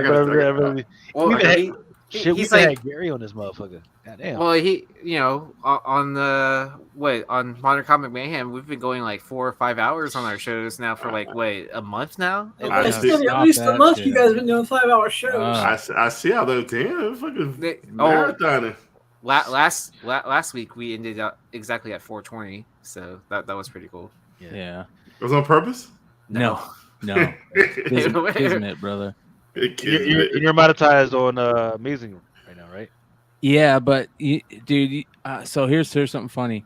For those of you guys want to hear how much money you guys make off, how much money you make off of YouTube. Yeah. So since I've been monetized, which is since April, I've made. Hold on, let me tell you here. This is interesting. This is very interesting shit. Yeah, because you Because definitely YouTube need take- those. Yeah, you definitely need those clicks and those likes, especially from subscribers. That freaking helps a So lot. yeah, since April, I've made on Beyond Wednesdays has made. Where is this? $557, right? Really? Yeah. But check this out. You know how much of that is not? You know how much of that is taxed. no, super chats. How much? $400. How much? $400.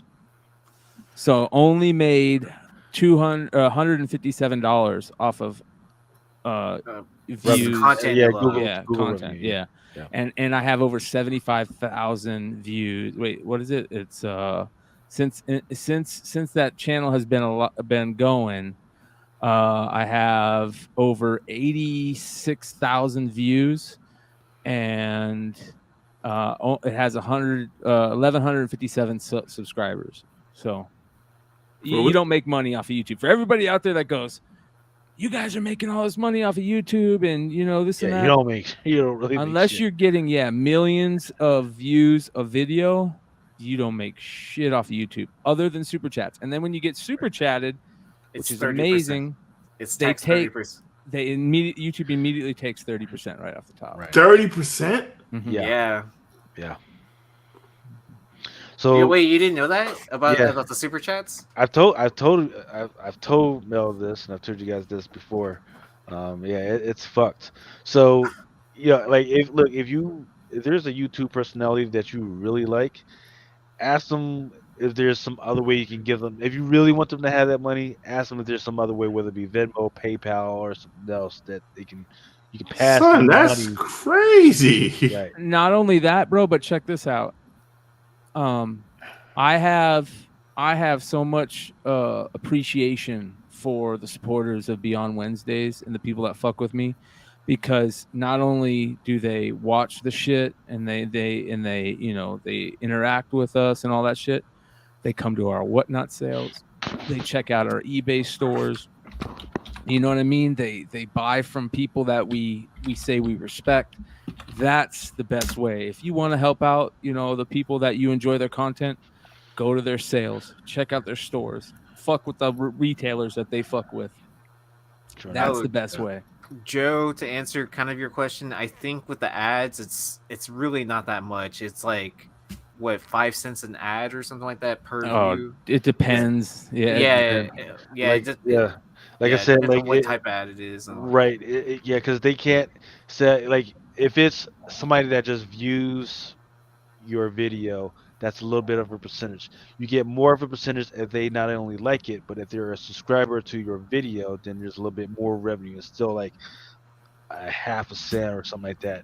So that's why, like, you got to have like millions of subscribers in order to really get going and everything. 30%. Unless, wow, crazy.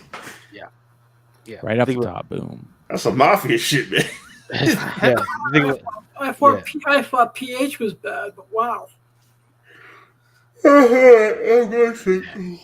Yeah. But yeah, so there's other ways to get this done, But yeah, thank you everybody for hanging out with us once again. It looks like the old men are really getting tired. But man, it was a great freaking show. Yeah, Had it fun was. with you guys. It was awesome to the sauce. And hopefully we can do it again in a little bit, man. Next week, Out. baby. All right. For each man in his time to take, until he walks along the beach and sees his future in the water, along that pond within his reach. I haven't needed a book to watch. Sometimes men take matters into their own hands. You want answers? I think I'm entitled. You want answers? I want the truth. You can't handle the truth. As you guys know, it is Drunken Chats